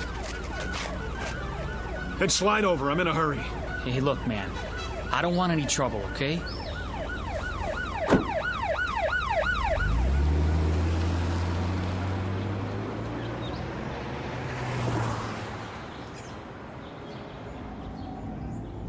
Just keep your mouth shut. I won't hurt you. Hey, who's after you? The cops? Huh? What'd you do? Nothing. That's just it. Nothing. And what are they chasing you for? Because I don't believe their lies. Oh, I get it. You're on the run, right? Is that it? Something like that. It's okay, man. I'll play ball. Just stay calm, okay? Turn right there. There's an alley. Oh, thanks, kid. Look, where do you want to go? Downtown L.A. You know how to get there from here? Sure, but don't take the freeway. Go the back streets. I'll show you.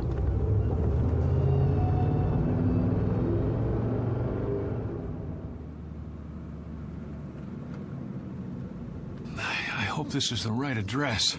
So, can I go now? Now, go on. I can handle it from here.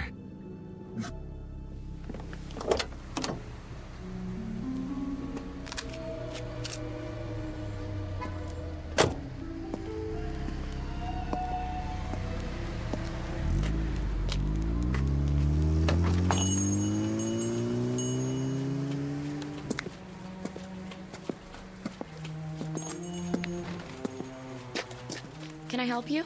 Oh, I sure hope so. This is the place where people pick up photos, right? Sure is. Good. I thought I got it right. You have a receipt? What? The receipt for the photo. Did someone take your picture? That's right. And he told you to come here?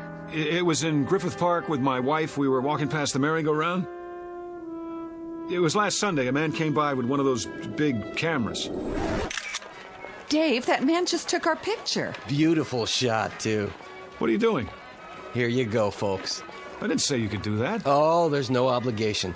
Take this ticket to Photos R Us. Address is right on it. If you like the picture, it won't cost you an arm and a leg. 8x10s, wallet size, 3x5. He gave you a ticket. Yeah, but I don't have it with me. Then I can't help you. We have hundreds of proof prints. That's what I need. Proof.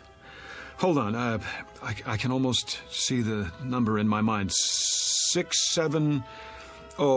Yeah. That's it. 6708777. I remember because of the 4 sevens. Maybe your wife's got the ticket. No, she's forgotten about it. I was going to surprise her. Sunday, that would be the 14th. I'll check the files. You found it? This must be the one. Hey, let me have it. Wait, was that 4 sevens at the end or 3? There's only one way to find out. Yes! Is that it? Yes, that's it. Oh, you don't know how important this is to me. You okay, mister? I am now. That'll be $4.75 for the enlargement if you want extra prints. Hey, mister, you have to pay first. You. Hello, Mr. X. What are you doing here? I might ask you the same question. We've been following you since the hospital. I wanted to see where you'd go. What is this? All right, hands behind your back. Wait. Have any knives or weapons in your pocket? I said hold on. It's all right, officers. I'll take responsibility. The guy owes me money. Oh? $4.75 to be exact, plus sales tax. And do you know what for? I'm sure you're going to tell me. Proof that I'm not crazy. Really? And what kind of proof might that be? I told you they couldn't think of everything. Well, I was right. I suppose you found a signature or some such? That wouldn't be enough, would it? I could have signed it at any time. Correct. Or if it's something else, I could have printed it up or bought it like a fake driver's license. I doubt that you've had time. What about a photograph, Doctor? A picture of me hand in hand with the woman who says she never laid eyes on me before this morning. Is there some way to explain that? What do you have there? Go on, open the envelope, take it out and look at it, and then tell me what you think. Well? And what am I supposed to see? Me, with Wilma at Griffith Park last weekend. That should establish something. I don't understand. What's to understand? You need glasses? This is a photo of you in front of a carousel, alone. Let me see that.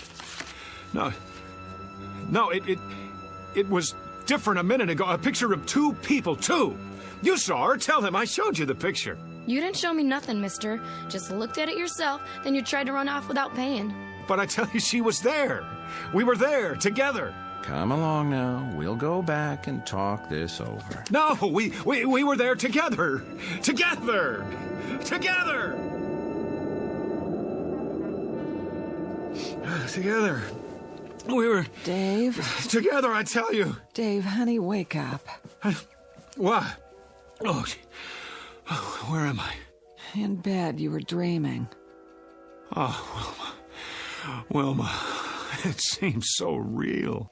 That's why they call them nightmares. You want me to get you something? No, that's all right. What time is it? 4 in the morning. Go back to sleep. You have to be at work in a few hours. Whew, I must have had the nightmare, the granddaddy of them all. That'll teach you to mix scotch and martinis.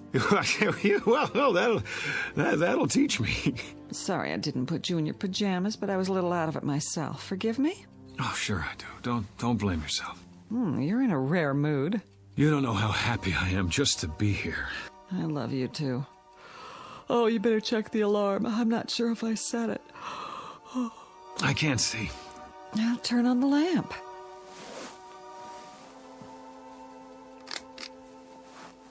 Oh, it was the worst dream I've ever had. I couldn't prove who I was, and you weren't yourself either. You were someone else, or you thought that I was. No matter how hard I tried, I couldn't convince you. It was so... Well, you're okay now, aren't you?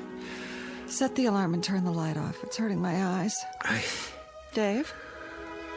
Dave, honey, is something the matter? Why are you looking at me like that? Who are you? What do you mean? It's me. Who did you think I was? Dave? Dave, darling, You get out of this bed. Go on. Get away from me. Whoever you are, I swear, I've never seen you before in my life. Dave? Dave, don't act like this. You're scaring me. You're so pale. Are you sick? Dave? Dave? Dave! A case of mistaken identity? Or a nightmare turned inside out? A simple loss of memory or the end of the world for someone named David Andrew Gurney? At least he thinks that's his name. He doesn't know much of anything anymore, and he may never find what he's seeking because the truth is he's lost his way. But you can be sure he'll continue looking for it night after night in the Twilight Zone. We'll return to the Twilight Zone in just a moment. You are about to enter another dimension, a dimension not only of sight and sound, but of mind, a a journey into a wondrous land of imagination. Next stop, the Twilight Zone. Hi, this is Stacy Keach. I'd like to take a moment to tell you about our Twilight Zone website at twilightzoneradio.com.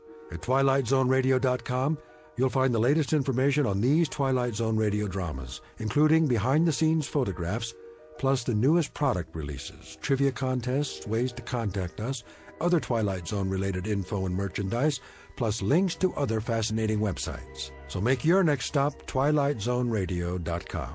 Visit twilightzoneradio.com to purchase these Twilight Zone radio dramas on cassette and CD, or call toll-free 1-866-989-ZONE. That's 1-866-989-9663.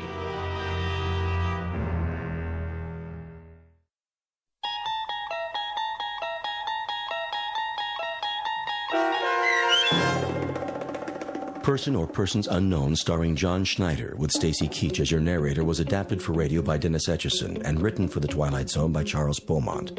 Heard in the cast were Meg Falcon, Tom McElroy, Roger Mueller, Richard Hensel, Roderick Peoples, Kurt Nabig, Carl Amari, Fernette Lebo, Doug James, Ann Whitney, and Jen Patterson.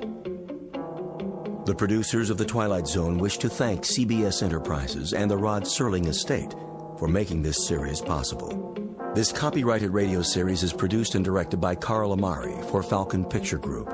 Sound design and custom Foley effects for The Twilight Zone by Cerny American Creatives Bob Benson, Craig Lee, Michael Slaybach, and Matt Sorrow. To learn more about the Twilight Zone radio dramas and to contact us, visit our official website at twilightzoneradio.com. Doug James speaking.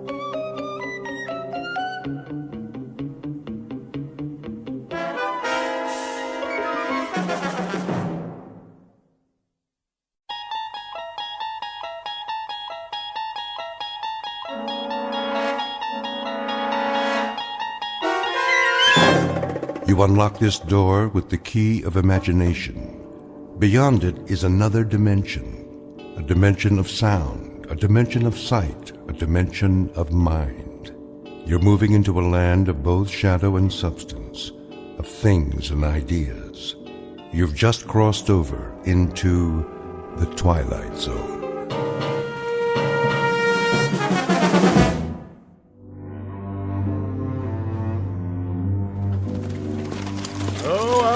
There she is, DP. Right where the general said it'd be. Oh, we're too late. Well, I can see that. Campfire's smoking. We better check it out. Still warm. How long do you figure? 3, 4 hours at the most. Any idea how many? A lot of footprints all around. My guess is that if your general's looking for Sue, he's going to have his breeches full of them before the sun goes down. That all you can tell us? Thought you were a scout. Well, they don't leave much behind. That's the Sioux way. Nothing their enemies can use. And a little ways downriver, that'd be the junction? Not a ways. Right here. Bighorn, Little Bighorn. This is where they converge. Right here? That'd put the Minneconjou fort about 4 miles up. That's where he's thinking about crossing. Wonder where they are now. Them Sioux? I wouldn't be impatient, Mr. Two Stripes. We can go back and tell General Custer that his Indian trail's just as fresh as ever. A little too fresh for my pay. Give me some of that water. Go fill your own canteen, Corporal. I don't mind. Have a drink if you want. Take cover! Dang Indians! I knew they was around! Hold your fire! I said hold it!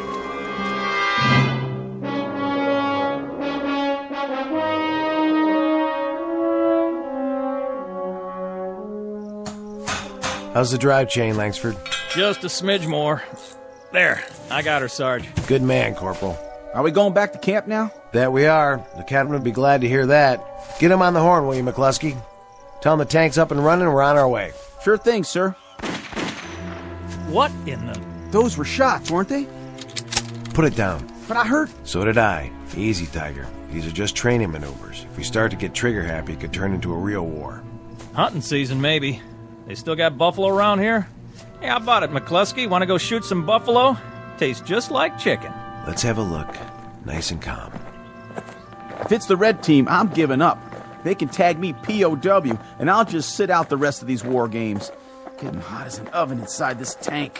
Why, I am surprised at you, McCluskey. The sergeant and me have had our eyes on you. You have? Sure, we were thinking of recommending you for OCS. Outside of the fact that you read a map upside down and you couldn't navigate a plow across a dance floor. Sounded like those shots came from the other side of the draw. Now, what was that? I know what it was. Somebody's playing games. That's right, they're funning us. Can't you take a joke, McCluskey? It was a signal. Just the way the Indians used to do it. It's a hot June day in the present century. Or, if you prefer, another century altogether. Take your pick. The cast of characters in order of their appearance: a patrol of General Custer's cavalry and a patrol of modern-day National Guardsmen on training maneuvers. What neither group knows is that the past and present are about to collide head-on, as they are wont to do in a very special bivouac area known as the Twilight Zone.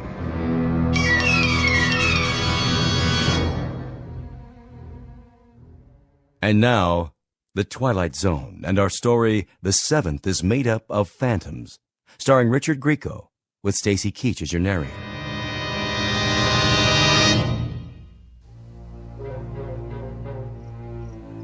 Well, if you ask me, it could have been a bird or something. What about the rifle shots? Listen up. I've been on a lot of these training missions, and sometimes the men get bored, so they play pranks on the other team.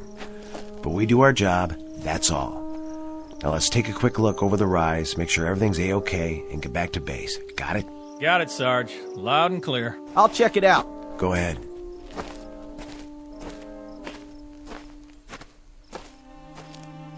Well, how about that? What do you see, McCluskey? It's a wigwam. An honest-to-Pete wigwam. 1 million men in the National Guard, and it's just my luck to go riding around in a tank with the last of the red-hot Eagle Scouts. So it's a wigwam, McCluskey. What are you so happy about?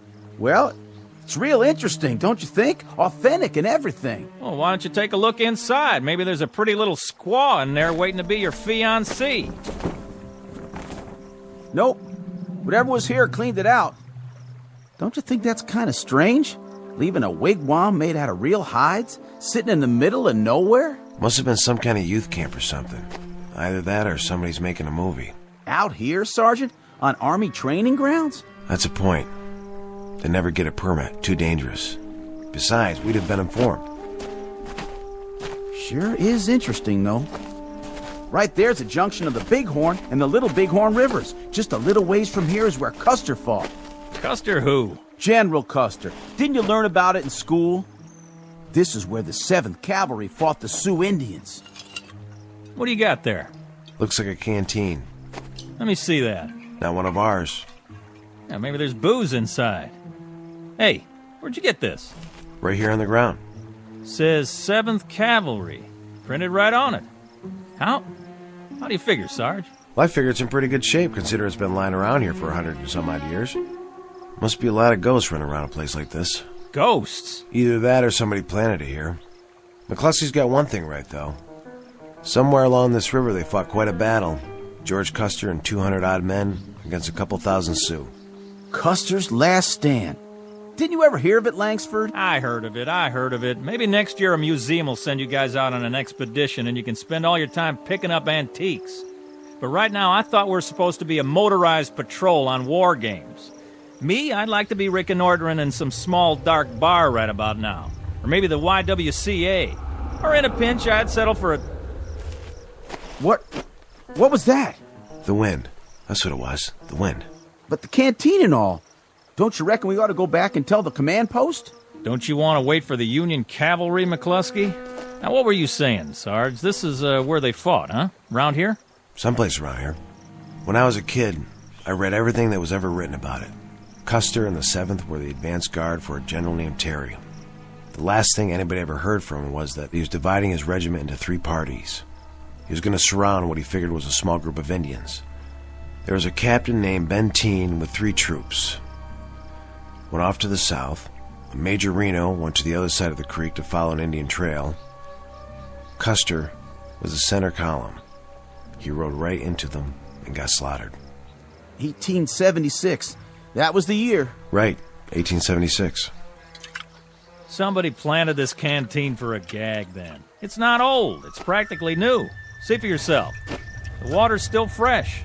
This whole thing's a gag. Either that or... Come on, let's get out of here.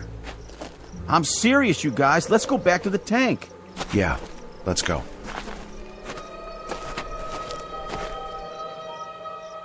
All right, Sergeant. I'm asking you, what was that? The wind again? I don't know. Yeah, sure, that's what it was, the wind.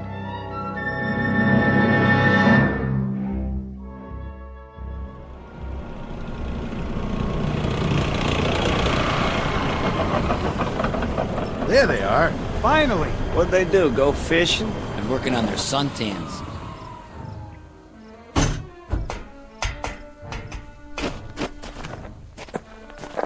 Well, boys, never thought I'd be glad to see you again. Hey, the captain's PO'd. You better get in a tent on the double. How come? I called in a position report. Yeah, but that was a while ago. Lieutenant, if you had seen what we saw... Can it, McCluskey? I'll give my report directly to the captain. Say, any of you good old boys got a cold one stashed around here?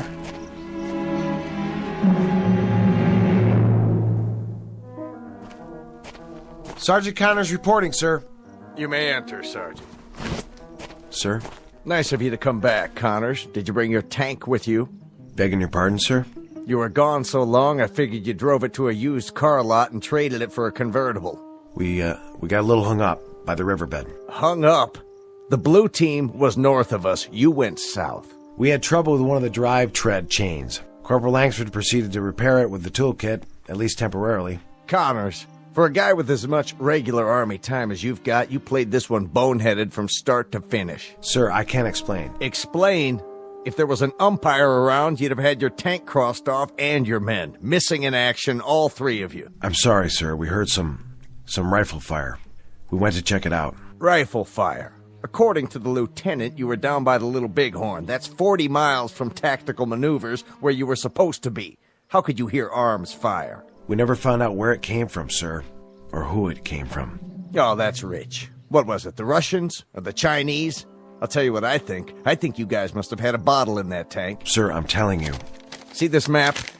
Tomorrow, you'll take your tank, or rather, the United States government's tank, if you can find it, and you'll head up here to Rosebud Creek. But, sir... Follow the creek about 15 miles. We figure that by now the blue team has moved across to... What's the matter, Connors? You hungover? Nothing like that, sir. It's just that Rosebud Creek. That's Custer's route. What? When he left Yellowstone River, he went with Major Reno. Reno found an Indian trail along Rosebud Creek. Sergeant, let's synchronize, shall we? My watch says 2320 hours. My calendar says this century. If you have a thing about Indians, you got here a little late in the day. We heard them, sir. You heard what, exactly? Indians, war cries. Where? When? This afternoon, sir, at the junction of the Bighorn and the Little Bighorn. I know it sounds crazy. We found a canteen with 7th Cavalry stenciled on it, and a wigwam close to the river. A wigwam? Teepee, whatever you want to call it, but it was there. Are you bucking for a Section 8, Sergeant? It was the same teepee that Reno's scouts found the night before the battle. Mm-hmm. Reno's scouts, I see. Reno being... Major Reno. When Custer split the force into 3 columns, he sent Reno's to the north. All right, Connors, that'll do. Line up your patrol and move out at 0600 tomorrow morning. And if you meet any Indians at all, take a deep breath and count to 10. They're probably all college graduates out running tests on the soil.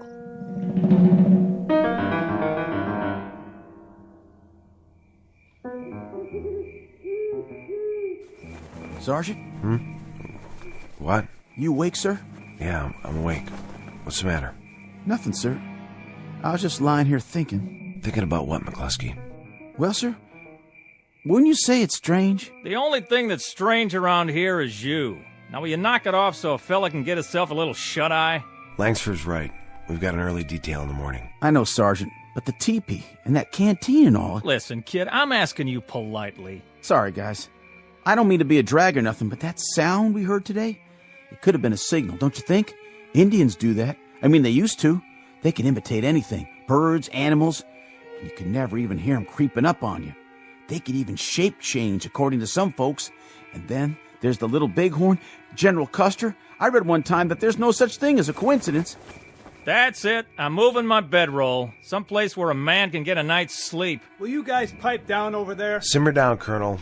And you, Private, do me a favor. Put a cork in it. All right, Sergeant Connors, I'll try. I just want to be responsible is all. It's like they said in training. If you see anything and don't report it... Shh. Hear that? Yes, sir. Night, sir. Good night.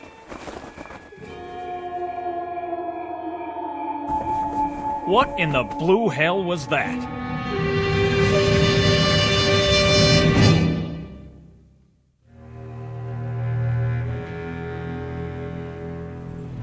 Where to now, sir? We follow this trail. How far? Till we get to frontier land? About 2-3 more miles. In other words, Reno's route. Exactly. We're making good time. We should get there at roughly the same hours. For Pete's sake, you still on that? Reno this and Benteen that, Custer something else. Haven't you guys had it? You talked about it all night long. Now me, I was dreaming about a cute little private in a miniskirt. See, I was the drill instructor and she had to give me 50 jumping jacks. Only she couldn't get it right. So I put my arms around her from behind, real official-like, just to show her how. Up, down, and I'm whispering in her ear the whole time, and she says to me, she says, "Why, Sergeant," I was a sergeant in the dream, "why, I think I got it." So I start to say, "You've got what?" But before I can get it out, McCluskey here wakes me up because he thinks he hears another hootie owl. I swear, if this kid wrecks my training sleep one more time... Sergeant, look! Where? Over there, the top of the hill. I don't... The tall one, see? Smoke rising up in the sky, one puff at a time. Oh, no. I don't like the looks of that. I don't like it one bit. Hold up now. But, Corporal... Use your head, boy. That smoke's coming from an incinerator, or it's somebody cooking a cheeseburger. I don't think so. Or maybe it's a bunch of Girl Scouts who don't dig Smokey the Bear. But if you don't straighten up, I will... It figures. What does? It has to figure. Reno scouts found the teepee the night before the battle. The following morning, the column saw smoke signals in the sky. That's right. You know your history. Look, you two history fans are really starting to bug me. And late that same morning, they got their first Indian. Oh, man. When the war party went by, one of the troopers shot the last rider. Come on, look, I like a good laugh, same as the next guy, but this is too much. This is really and truly too much. It was for the 7th Cavalry, too. Sure, next thing you'll be telling me is that up over the hill we're going to run into a war party of Sioux. And if that happens, Mrs. Langsford's little boy is going to report to sickbay and ask for a rubber room all for himself. Just remember, I can always make it a reservation for 3, if that's what you... We have to arm ourselves. Get back in the tank. What are you doing? There's nothing out there but a dust cloud. Yes, but what's behind the dust? You hear it? We're wasting time. You stupid moron kid! Put that rifle down! What do you think you're shooting at? Langsford, McCluskey, watch out! Oh, my dear God. You saw it. We all saw it. Yeah, I sure did. A horse without a saddle, an Indian pinto, and no rider. That means I killed him. I killed him with my M1. Sergeant, I just fired blind toward that cloud of dust, but I didn't mean to... That's enough. What were you saying, Langsford? You want to make a speech now? You got something to say, do you? I got something to ask. Are we all out of our tree or what? I don't know for sure, but I've got an idea. We're listening. See that ravine down there? What about it? It's all part of it. Somehow, someway, we're riding the same trail that Custer did. Figure it out. There was a teepee. When did we find it? Yesterday afternoon.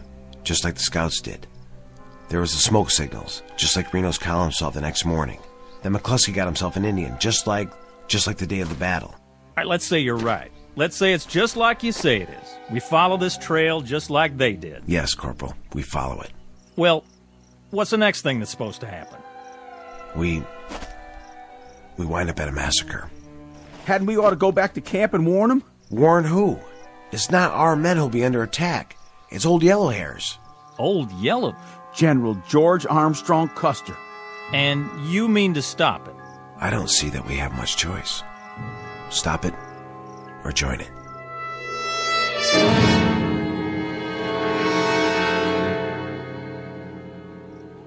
Sure is hot. Hotter out there. What do you think happened to him? Probably kicking back with a fishing pole. I hear there's trout up here. They gonna bring some back for us? Miller, Yes, Captain. does Connors reported in? Not yet, sir. Get him. I've already tried. Try again. Yes, sir. Bluebird 9, this is CP. Come in. Bluebird 9. No dice, sir. Keep trying. What if they're out of range? Then they've disobeyed a direct order, and this time they won't get away with it. Bluebird 9. Come on, guys. This is Bluebird 9. Go ahead, CP. They're acknowledging, sir. Give me the microphone. Connors, this is the captain. This is McCluskey, sir. McCluskey, where... Sorry, you're breaking up. Private, do you think you might extend yourself enough to give me your position? We're 4 miles down Rosebud Creek, about to cross over. You're about to come back here double time. You're about to report to me personally, and you're about to do it inside of a half hour, or you'll be spending the next 3 national holidays in a guardhouse. Do you read me? Yes, sir. Just a minute, sir. Here's Sergeant Connors. Captain. Connors, do I have to send a couple of MPs down there? Captain, we're just a mile away. Away from what? From where Major Reno met the Sioux. Listen to me, Connors. I'll give this to you just once. When these maneuvers are over, you can come out here on a vacation, dig up arrowheads, or anything you like, but right now, I want a government-issued tank back here at the command post and 3 National Guardsmen named Connors, McCluskey, and Langsford right alongside it. You've got 30 minutes to bring her back. Now acknowledge. Connors. Acknowledge. Connors. He's broken off, sir. Lieutenant. Yes, sir. Take a jeep and 3 men. See this line on the map? Follow the creek down here. I think this is the crossing he talked about. Just follow his tread marks and bring them back here. What if he resists? Resists? They don't seem to want to come back. Well, I'll tell you what to do in that case, Lieutenant. You do whatever it takes. Sir? First you apologize to them, and then you shoot each one of them in the leg, throw them in the jeep, and get them back here. Now, do you read me? Yes, sir.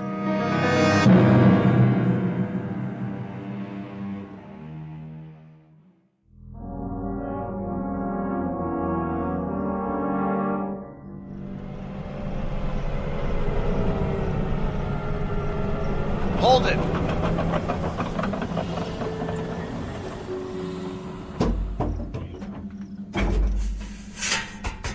So this is what we've been busting our humps for, huh? A big fat nothing.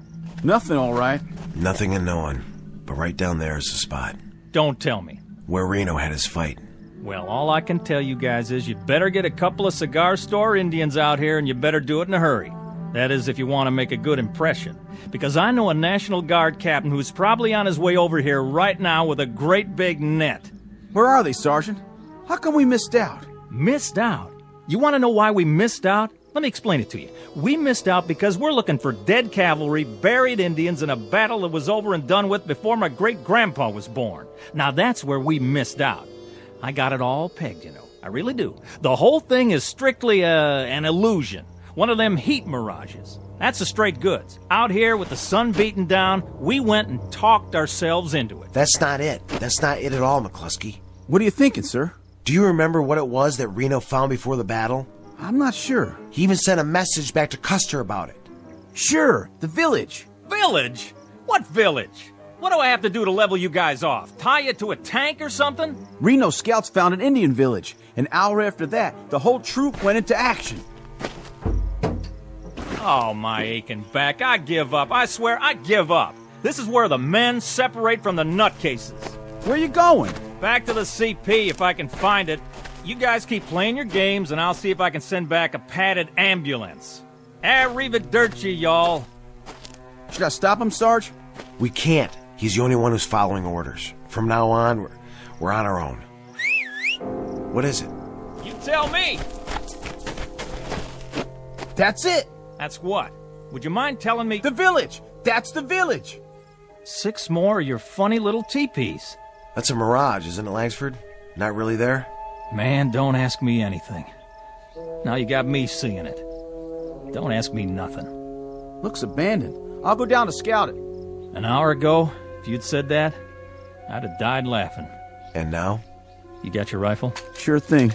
Then be careful. Of course I will. Well, what happens now? You read all the books. What's the next thing? Beyond the village. That's where Benteen engages. What about Custer? He loses his right arm.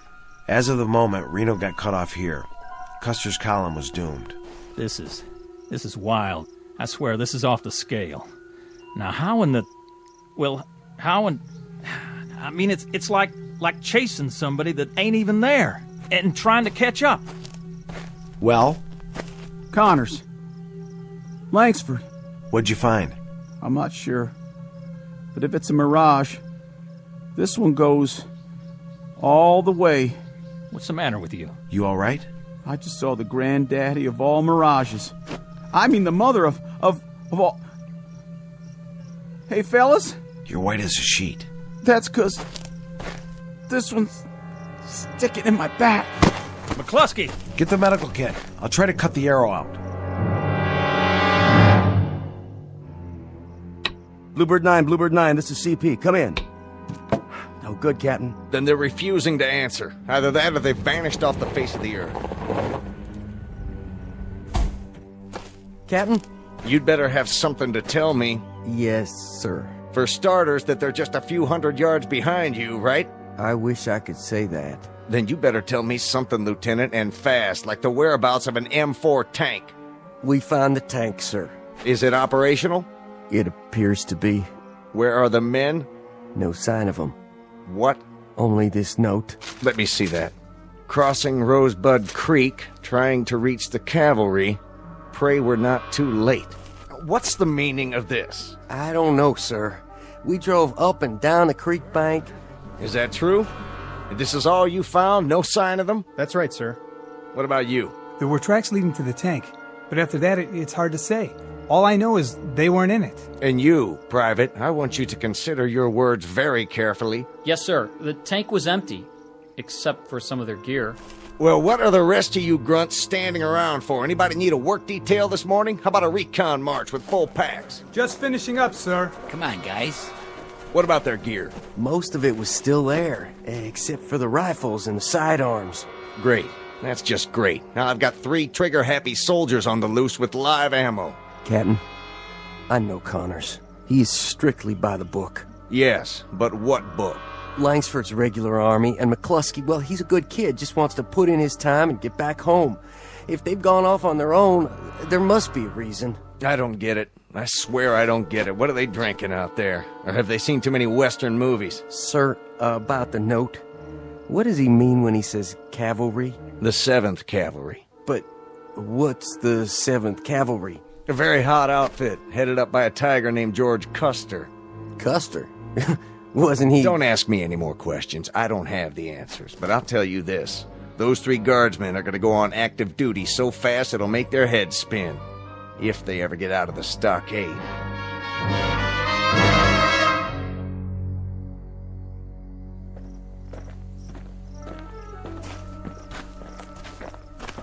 Not much farther now. Come on. We're gonna make it. We're gonna make it, man. We got you, okay? Just hang on to my shoulder. Where are we? A few hundred feet away. They're right over the ridge. Sarge, you hear it? The wind, that's all. Not that. Sure we hear it. This time we all do. Wait a minute. Listen. That's them, Sarge. The 7th. You think he's right? We made it. We made it after all. Almost. Don't count your chickens. Let's go. Somebody give me my sword. We don't have swords, McCluskey. We got U.S. government issue 45s. Put in a clip, work the slide, and she's ready to go. Here. We've also got our M1s and the machine gun. Set it up. With pleasure. Can't stand up. Just lay low. Keep pulling the trigger. Look at Custer. He's surrounded. Gotta get down there. Must be 1,000 Indians. More than that, Colonel. More than that. Well, shoot, I heard of worse odds than that. Haven't you, boys? Plus, we got our equalizers right here. We've come all this way. What do you say, Sergeant? I say we do it. Why not? Let's go.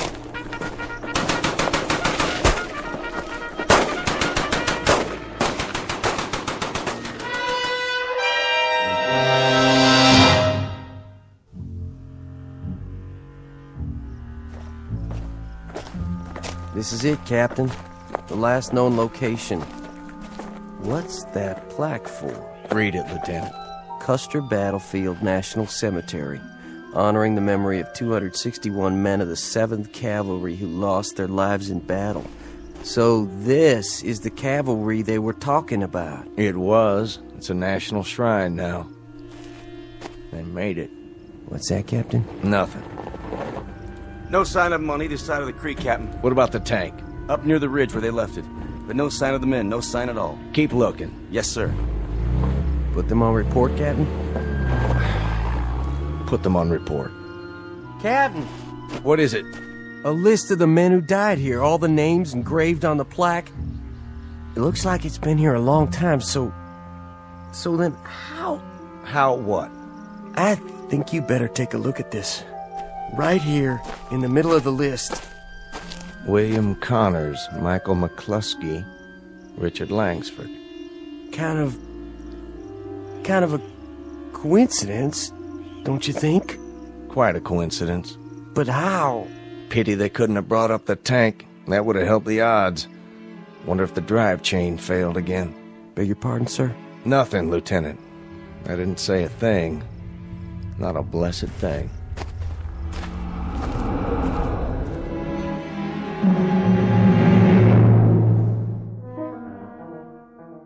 Sergeant William Connors, Trooper Michael McCluskey, and Trooper Richard Langsford, who on a hot afternoon in June made a brave but hopeless charge down a hill and never returned.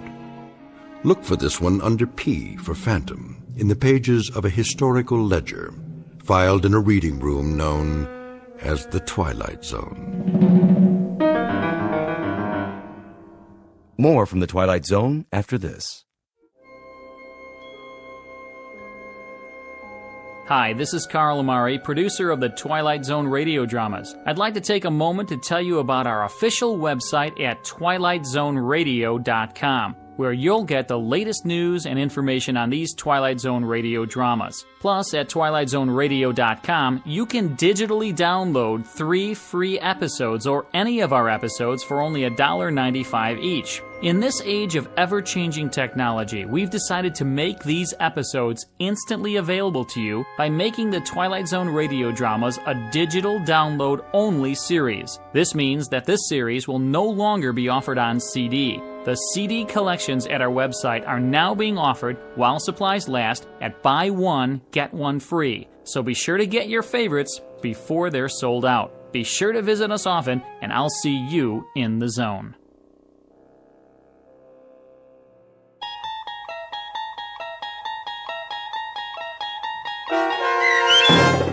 The Seventh is made up of phantoms, starring Richard Grieco, with Stacy Keach as your narrator, was adapted for radio by Dennis Etchison and based on a script by Rod Serling.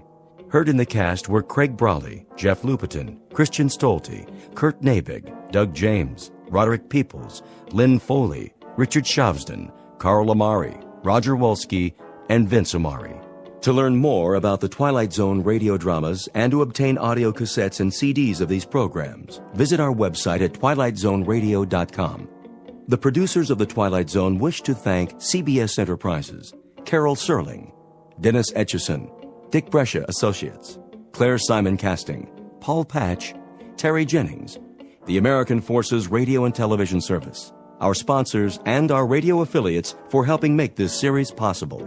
This copyrighted radio series is produced and directed by Carl Amari and Roger Wolski for Falcon Picture Group. Doug James speaking.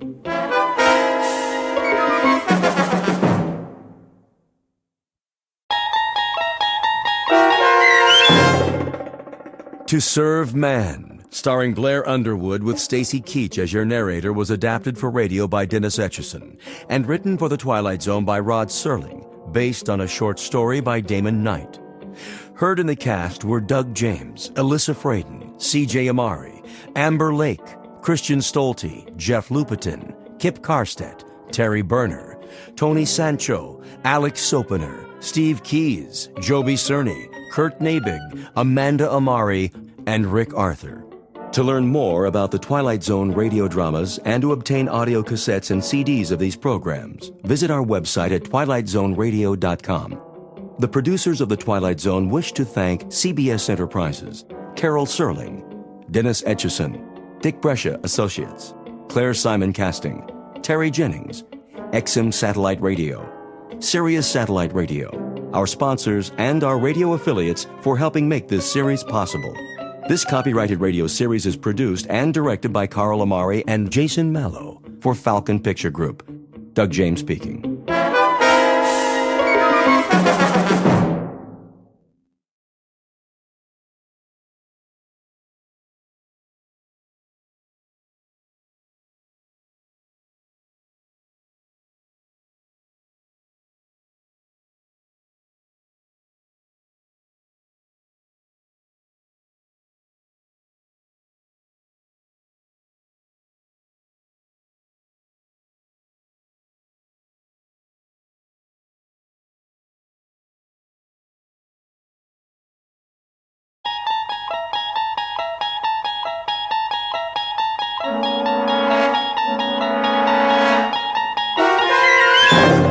You're traveling through another dimension.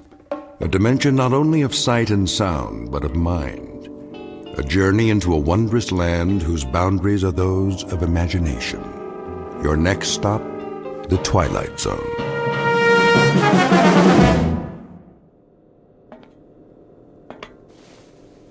Mr. Chambers. Mr. Chambers. Now what? It is a mealtime. Repeat, mealtime. How exciting. Kindly state your preference, please. You really think I care? We have a full menu on board, suitable for human consumption. It has been designed to meet your dietary needs. I don't have an appetite. That does not compute, Mr. Chambers. I said I am not hungry, all right, ship? Very well. I'll let you know when.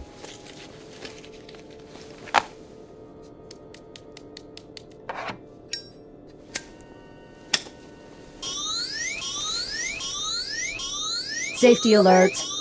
Oh, but it's just a cigarette. Please extinguish all smoking materials at once. Please extinguish. Okay. Deposit in appropriate receptacles. This is a mandatory safety measure. I heard you. Thank you for your cooperation. This is going to be a long trip. It is for your own good. Cigarettes are harmful. They are extremely hazardous to your health. And traveling through outer space, that's not. Comparisons are relative. Is that right? Please define your frame of reference. Well, here's a reference for you. The moon. Which moon? Anyone will do. As in, why don't you go take a flying jump at it? Kindly repeat. Forget it. You do not care for food at this time. Leave me alone. You do not care. Yes, I do not care for food at this time. Very well. Very well. Oh! Ow! Oh, my hand. Please refrain from striking the walls of your sleep module. How do you expect me to sleep if you won't stop talking? We only seek assurance that your needs are being met. Your well-being is our primary concern. Yeah, right.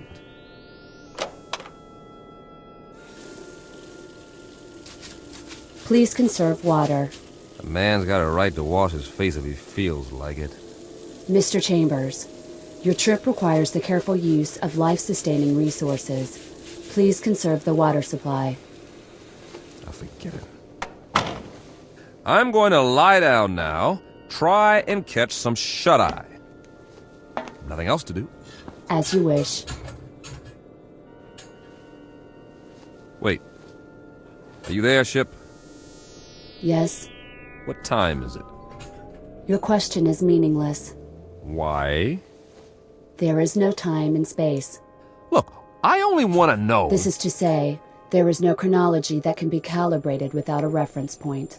What time is it on Earth? Can you tell me that without an exercise in Euclidean geometry? Just tell me what the time is back home. What is the location of back home? New York City. In New York City, it would be 12 noon. 12 noon. Imagine that. I do not understand your request. Please rephrase. Leave me alone now. You wish solitude. Yes, I wish solitude. Very well.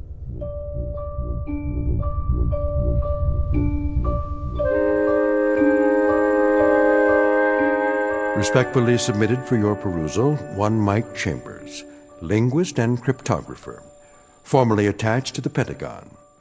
A highly educated individual who can break any code and decipher any language, at least on Earth. A man who shook hands, figuratively speaking, with a modern-day Christopher Columbus from another world. The height of this creature, a little over 9 feet, give or take a few millimeters. Weight, in the neighborhood of 350 pounds. Origin, unknown. Motives? Well now, therein lies the tale. And it's no ordinary one. You'd best hear the story from Mr. Chambers himself. Just remember, you're not on the Earth anymore. You're traveling at something close to light speed on a journey that will take you directly through the Twilight Zone.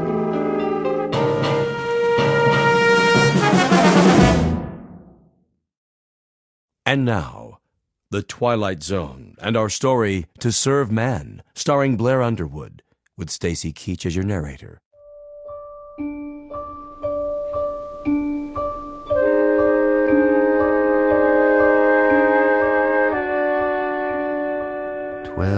Noon. Somewhere, but not here.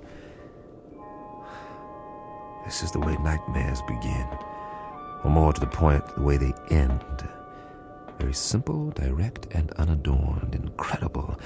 And yet, even while they're happening, we learn to live with them. We digest and assimilate new information as best we can, beginning with the smallest bits, the ones that are easy to process. So, if it's 12 o'clock noon back home, the only home you've ever known, that's what occupies your mind. You don't think about sidereal time or when it will be 12 o'clock the next day or the day after that. We live in the moment, but that's precisely what we should have been thinking of. All of us. Tomorrow and the day after tomorrow. We were preoccupied with the hands on a clock while we could have checked off the days on a calendar, one by one, and appreciated all that we had while there was still time.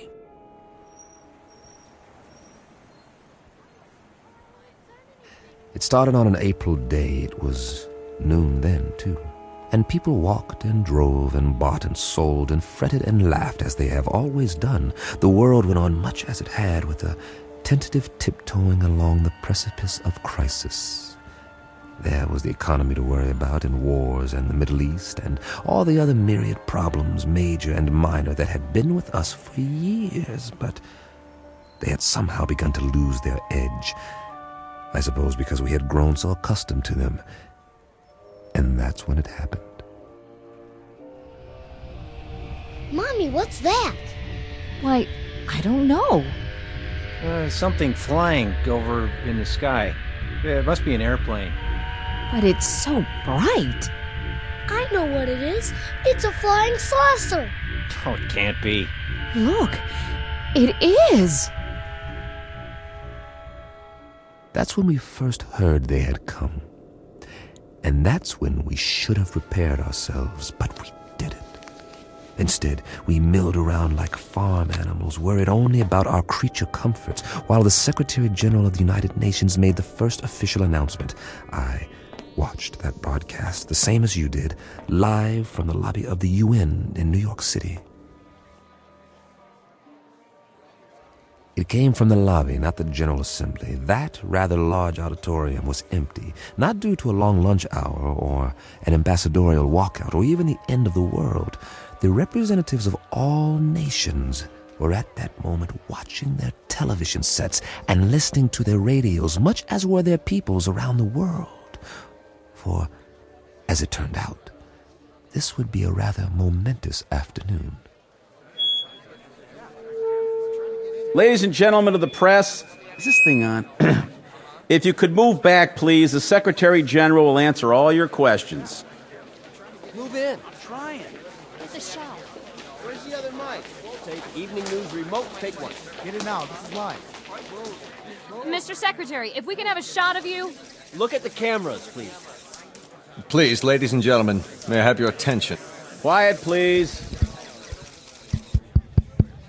No questions just yet. I have a prepared statement. I say I have a prepared statement. Would you give me your attention, please? I'll read it now, if I may. Ladies and gentlemen, I should like to recapitulate the events of the past 11 days. On the 14th of March, shortwave broadcasts were received in the principal capitals of the world. It was established that these transmissions did not originate on Earth. Rather, their origin was extraterrestrial. The first messages were merely announcements that there would soon be multiple landings at various points around the globe. We were assured that these landings would be peaceful and that there was no cause for alarm. Nevertheless, United Nations forces were put on alert. As you know, these broadcasts continued to grow in strength for several days. Is it true that they've landed? Please, no questions yet. At 11 this morning, Eastern Standard Time, the first landing took place in an area outside Newark, New Jersey. We have subsequent reports of additional landings in Russia, Norway, the southern coast of France, Rio de Janeiro, and several other locations. It is the position of the United Nations that it would be premature to assume hostile intent. Our recommendation is that the world's countries remain calm and make no show of force. All governments are being apprised of these events as they develop. The current situation at present is therefore... What do they look like? Yeah, what do they look like? Are they human? Or are they little green men? What do they want here anyway? As of this moment, we do not know who they are or the purpose of their arrival. We know only that several of their craft have touched down and that... Hold on, Mr. Secretary. Who's that? Looks like the guys from the Pentagon. What are they here for? Must be something big. Sir. Tell them that we have to do this. Are you sure? Quite sure. We've cleared it with the White House. All right. It seems that one of the craft has just landed a few blocks away. One of the representatives of the visitors is apparently on his way to this building. Now? All the wires are. Give me a direct feed, now. It appears that he has requested an audience with the General Assembly. That's correct. In a few moments, we'll reassemble in the... Good Lord.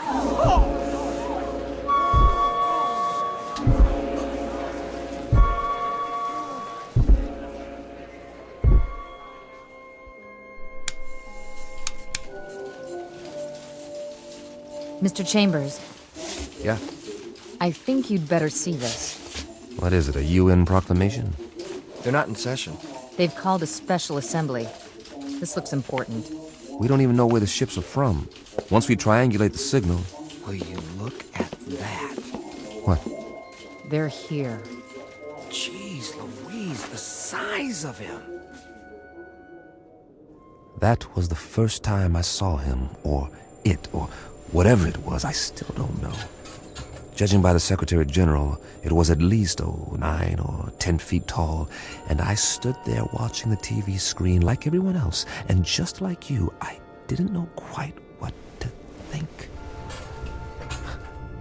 Funny, I'd always imagined that first contact would be some kind of transcendent experience with special effects and a heavenly choir, the shock of finally seeing the other. Something not human, that's not from around here, definitely not. But to be honest, all I felt was a kind of detached scientific curiosity. Was it intelligent? Well, it had to be to travel this far. Did it talk? I was soon to find out. We all were. Oh, weren't we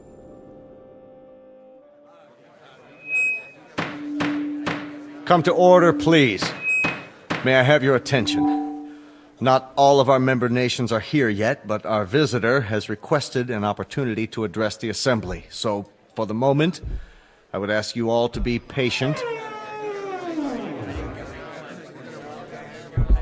Please, order! Order! Remain calm! The floor is yours, Mr. Or rather... Ladies and gentlemen of Earth, we greet you in peace and friendship. We come from a planet beyond your solar system and well beyond your galaxy. A planet far more developed than yours. Why are you here? To establish Hey, what's that book? Get a picture of it. What's the title? I can't see. He's not even moving his lips. He doesn't have lips, does he? to establish embassies here, and in the near future to set up reciprocal visits between Earth people and Canimets. Canimets, what's that? Must be what they're called. Write that down. Canimets. How do you spell it? Speaking on behalf of the governments of the people of Earth, we bid you, Canimets, welcome. How shall I address you? I have no name, as you understand the term, but you must have many questions. Please, feel free to ask me anything at all, of any nature.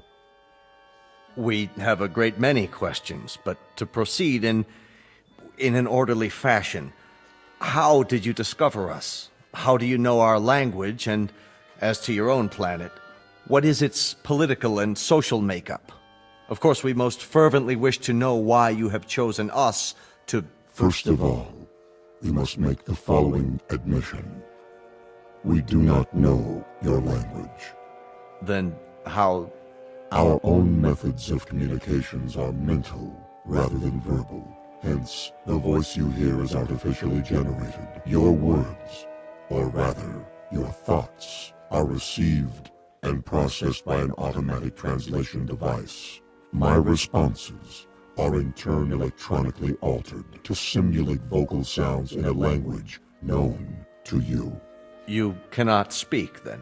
Not in the literal sense. Astonishing. We understand you perfectly. As to your other queries, our planet is not visible to you. It lies far beyond what you call the known universe. But it is highly advanced technologically. Its political and social makeup are complex. I cannot describe it without first educating you in the basics of our society. That may be a lengthy process. Are you willing to be interrogated here at the United Nations in a special plenary session? All of our nation's representatives could attend. I'm sure they have many questions. I would be delighted. I believe that is the proper response. We thank you for your courtesy. Until then...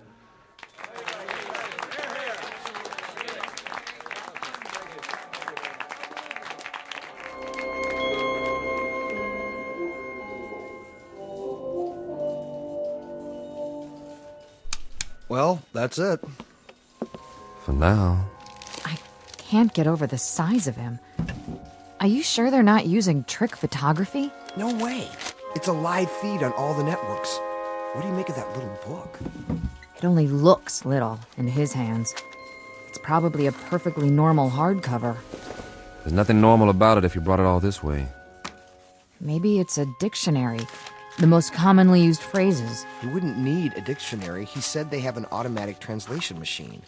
A guidebook, then. Protocols, that sort of thing. There's something printed on the cover. If we could just get a view of it. It's not in any language we know, that's for sure. No, maybe not, but any group of symbols can be deciphered. Even non-human symbols? That would be a tough one, all right. If he brings it with him next time, I can capture the image and try to enhance it. Do that, would you, Randall? This may be the challenge of a lifetime. I have got to know what it says.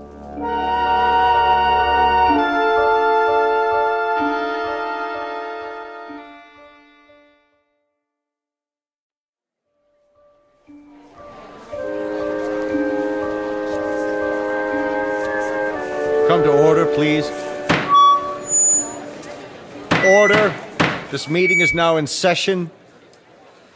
Members of the General Assembly, our visitors, the Canamites, have graciously acceded to our request that their representative appear before us to answer further questions.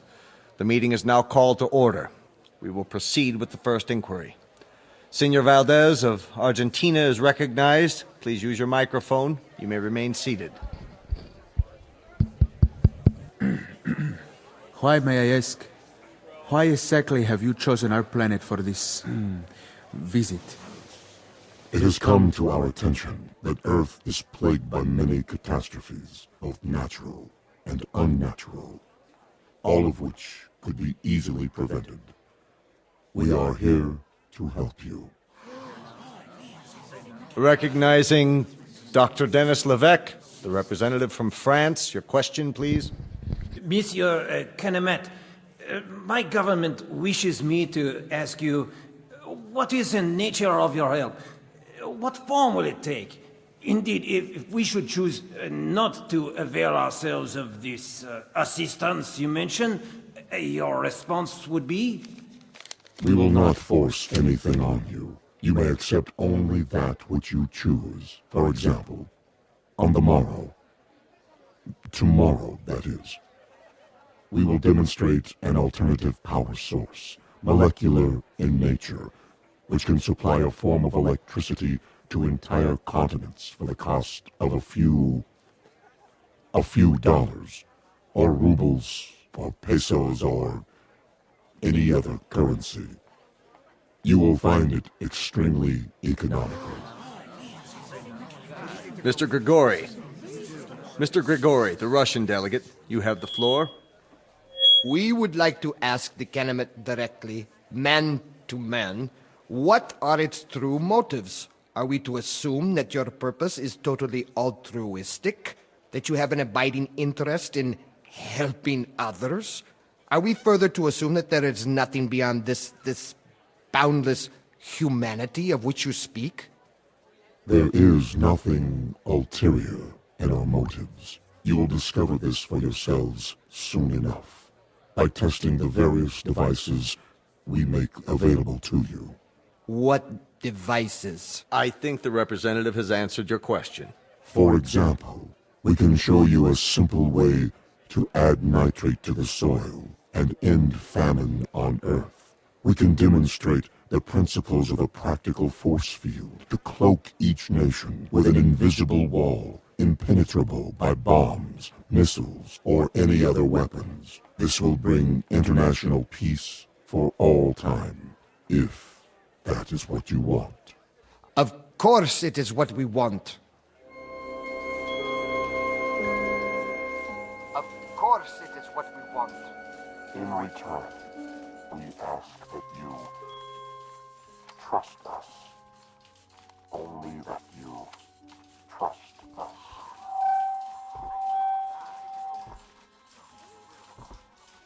All we're saying is give peace a chance. Well, why not? Nothing else seems to work. Wait a minute. Enlarge the image. Did I just see what I thought I saw? You sure did. The Canamit left his book on the podium. Well, I'll be. He doesn't seem to have noticed. Cross your fingers. I want that book. I have a feeling it'll tell us plenty. Everything we need to know. If we can decipher it. Get on the phone and call the floor now. Tell one of the aides to pick it up with a stack of papers. Anything. Stage a distraction if necessary, but get it. Okay. That book may turn out to be the most important one ever printed. Here or anywhere else in the known universe.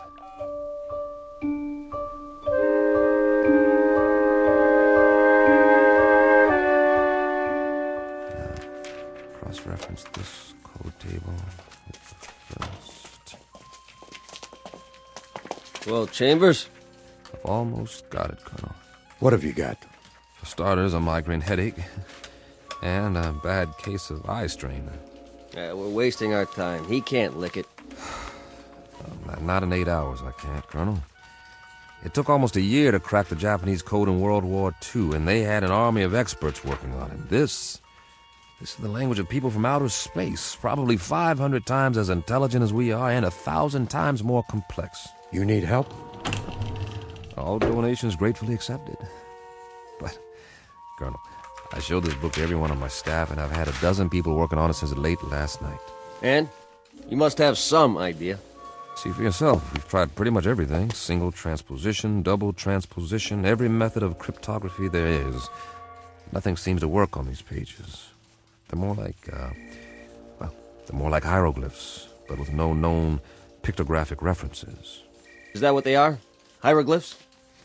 They have certain things in common with ancient Egyptian writing, but much more complicated. And we have no Rosetta Stone to decode it, so I can't honestly say whether we're any closer now or if we're still a million miles away. So you can't decipher it? We can keep trying, that's all. Standard, reverse, direct, systematically mixed, keyword mixed, random mixed, reciprocal conjugate, every sequence we can come up with. But I can tell you something right now, Colonel, both of you. This is a tough nut. A real tough nut. If it weren't so important. It must be. That Canamet, or whatever he calls himself, made reference to it every third line in his speech. The White House agrees. If we could understand this book, we might be able to decipher the Canamets themselves. I'm beginning to wonder if they need deciphering. What? Well, they've done all right by us so far. You mean they're demonstrations? It's parlor tricks. They don't seem like parlor tricks. That nitrate device they used in Argentina this morning. Now the soil has more vitamins in it than a health food store.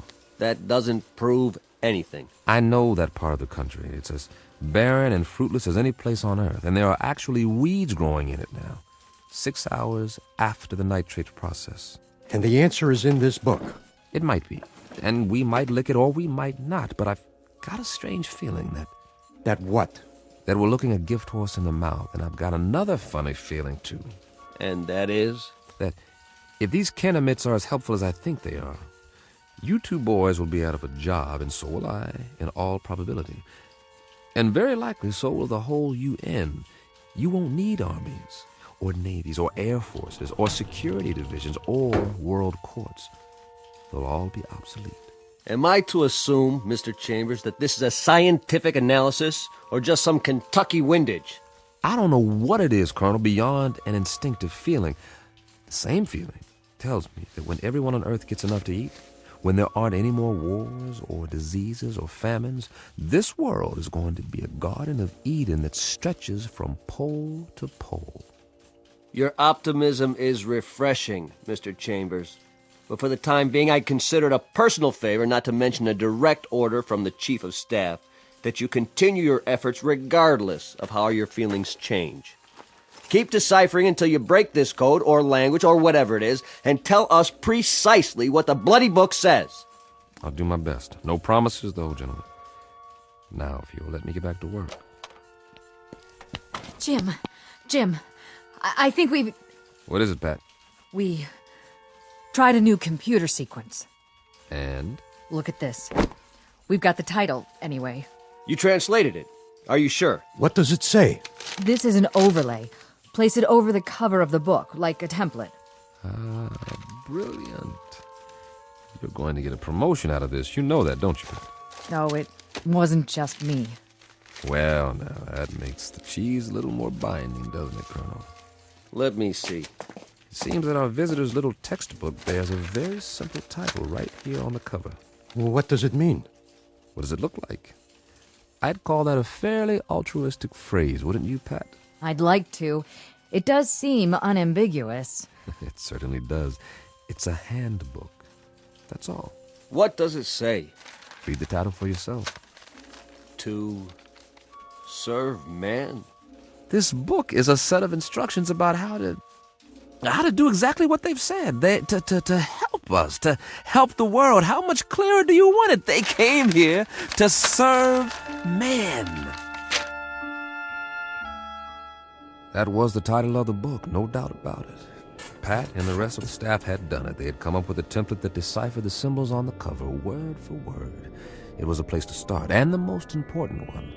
At least we had confirmation of the Canamit's intentions.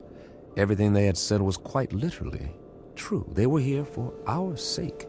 Of course, not all governments would be as easily persuaded, so at a closed session of the Security Council, our visitor was put to the test.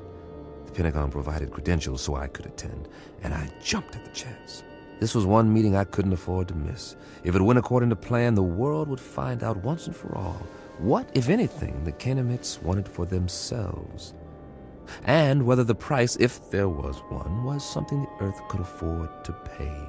Though I, for one, didn't expect any surprises. Would you? Never in a million years.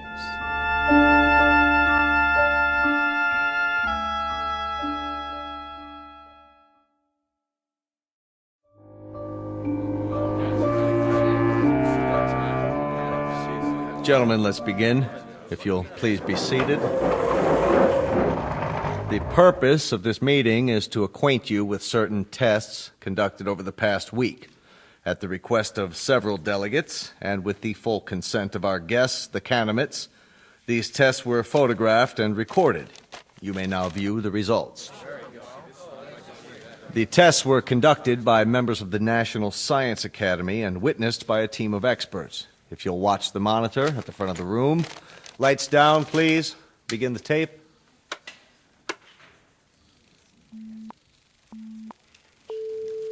This machine is a polygraph, the standard instrument for measuring the proof or falsity of a statement. Since the physiology of the Canamites is unknown to us, our first objective is to determine whether they react to these measurements as human beings do. We will now proceed with a dry run to establish a baseline reading. Are you ready? I am ready. I trust our small chair is not too uncomfortable? Not at all. The sensor attached to the torso registers the pulse rate. The second attachment shows electrical conductivity in the palm of the hand as perspiration increases. And the third connection shows the pattern and intensity of electrical waves emanating from the brain. With human subjects, these readings vary markedly, depending upon whether the subject is speaking the truth. I understand. Then let us begin. And please answer the questions as I instructed you previously. Very well. Regarding the relative size of Canamites and human beings, tell me if you would, which is taller, a human or a Canamite? Humans. I shall now repeat the question. Which is taller than the other, a human or a Canamite? A Canamite. Very good. Next question. How did you come to this planet? We walk. Once more, how did you come to this planet? In a spaceship. Excellent. My colleagues and I are satisfied that the mechanism is effective. Now, I shall ask our distinguished guest to reply to the question put forth by several UN delegates. Namely, what is the motive for the Canamites in offering so many gifts to the people of Earth? On my planet, there is a saying. There are more riddles in a stone than in the philosopher's head.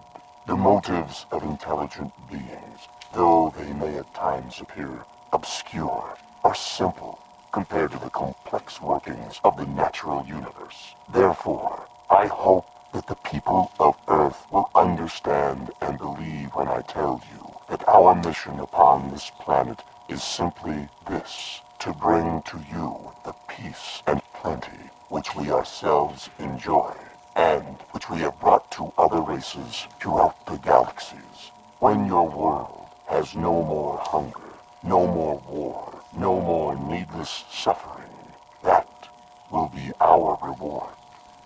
Thank you. Most profoundly. There you have it, gentlemen. Lights, please. I should like to pose a question. Yes, Grigori. Who is responsible for that circus? I assure you, Grigori, the tests were quite genuine. A circus, a second-rate farce. If they were genuine, Mr. Secretary, why has debate been stifled? There'll be time for discussion tomorrow, the next day, and throughout the week. No one is stifling debate. I would remind the delegate from Russia that everything the Canamite has promised is not only worked, but worked beyond our expectations.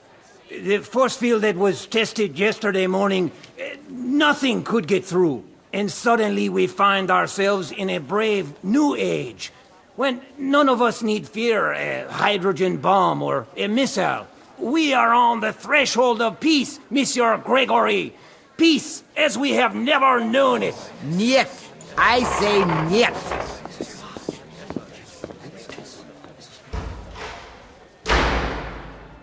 After that, there was no stopping the Kenemites. They were everywhere, performing miracles of one sort or another around the world. Famine became a thing of the past as the fertility of arable land increased 100%. The force field proved impervious to any known weapons. Then came a cure for cancer, heart disease, what have you, and all from a simple injection. It's hard to say whether the Kenemites enjoyed their role as saviors. Their eyes were so wide apart and set so deep in those big, bland faces that you couldn't read much of an expression. With only a tiny circular hole for a mouth, one that never moved, it was impossible to know what they were thinking because they never spoke. They weren't stern faces, only controlled, placid, almost like kindly masks. And they all looked exactly alike. They sounded the same, two calm, mechanical voices that came out of the translation devices under their robes. And then, one day, we were all out of a job, just as I had predicted. The computers and fail-safe machines in the Pentagon sat idle, covered in plastic sheeting, because no one was needed to run them anymore. As for code breakers, I might as well have stayed home. But something kept me there, as if I was waiting for the other shoe to drop.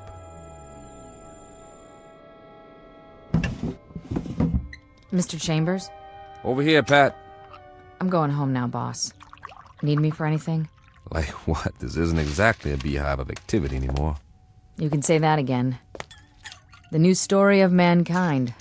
Nobody needs to decipher anything because, well, there aren't any more codes. Because there aren't any more secret messages. I know. Drink? Well... One for the road, on the house. All right. Odd. What is? I mean, not reading about wars or insurrections or anything anymore. There's a rumor that they're going to disband the United Nations inside of a month. Here you go. The new millennium. Cheers. Cheers. How many Kenemites are here? Anybody ever figure it out? A few thousand, I guess. They've got embassies in every country now, and for everyone that comes, 1,000 of us take off on one of their ships. The reciprocal visits they promised. Now that's the odd thing, the ease with which human beings adapt. It's fantastic. One day an astronaut orbits the Earth in a little rinky-dink tin can, and they think it's the biggest moment in the history of mankind. A few years later, they're standing in line waiting to get on a ship that'll take them 1 zillion miles into space, and they act like they're going on a picnic in the country. That's human beings for you. Nothing phases them. Are you going? The exchange program? I'm on one of their waiting lists. What about you, Patty? Oh, I'm on the list, too. The trouble is, their quota fills up 24 hours after they announce a new departure. But while I'm waiting, I may as well continue studying their language. Good idea. Words reflect the values of the people who use them. If we can understand the vocabulary... I've got a fair command of it now. It's not that hard, really. And there are hints. Huh. Of what? The shades of meaning, the nuances. Some of the idioms are quite similar to English. That's how we unlock the title of the book. I'll get through the rest of it one of these days. More power to you. I gave up a month ago. But if I can help you in any way... Sure, boss. Did I say something? If you can help me. That was the phrase, wasn't it? And I meant it. The only thing you can help me with is... Is what? Help me get rid of this knot in my stomach. What are you talking about? One of those nightmares when something's wrong, but you don't know what it is yet. A little bit of the old sixth sense. That tells you what? Just that maybe we should have looked this gift horse in the mouth, after all. For all we know, it could turn out to be a Trojan horse. Oh, I don't think we've got anything to worry about. I'm going where no man has gone before. How can I resist? Relax. I'll tell you all about it when I get back.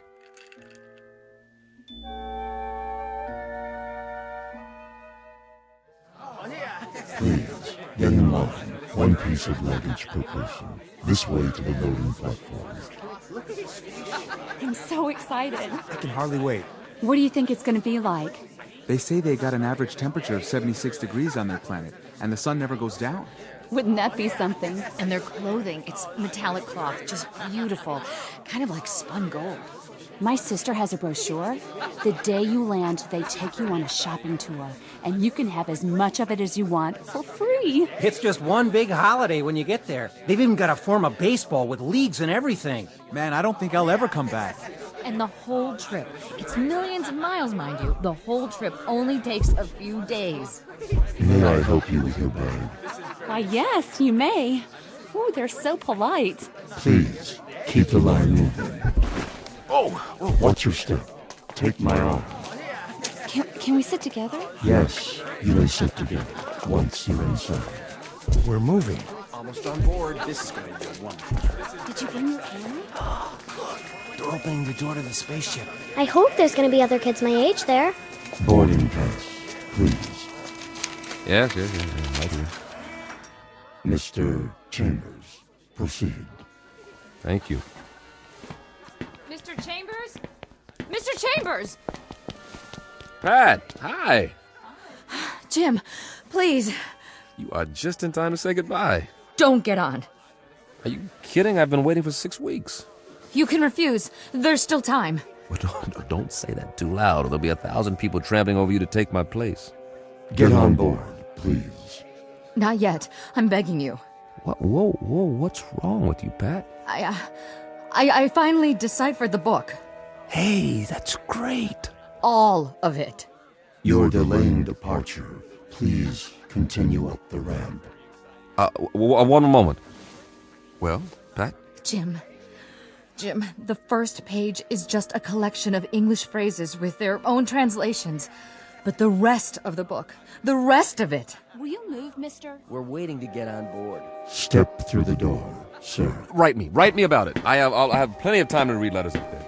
Not as much time as you think. Jim. Now, Mr. Chambers, we must close the hatch. The rest of the book. It's not what you think. The title, To Serve Man. It's a cookbook. What? No, wait, what? Wait! No! A cookbook! A cookbook!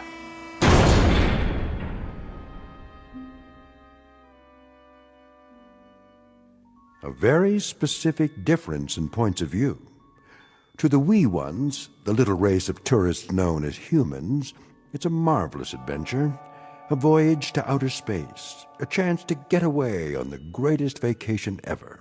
But to the extra-large, granite-faced individuals known as Canamites, it's nothing more than a cattle car, a very comfortable supply ship, bringing food from the other end of the universe to a place where appetites must be enormous.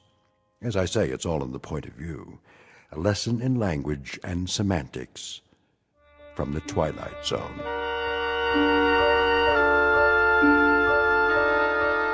More from the Twilight Zone after this. Hello, I'm Stacy Keach. I hope you're enjoying this edition of the Twilight Zone radio dramas. To learn more about this series, be sure to log on to our official website at twilightzoneradio.com. You'll find special discounts on our Twilight Zone audio collections, listings of our radio stations, links to other websites, and a photo gallery of our recording studio and some of our stars in action. Plus ways to contact us with questions or comments about the show. And for a limited time, when you log on to twilightzoneradio.com, you can send in for a free CD of the show. So be sure to visit us at twilightzoneradio.com.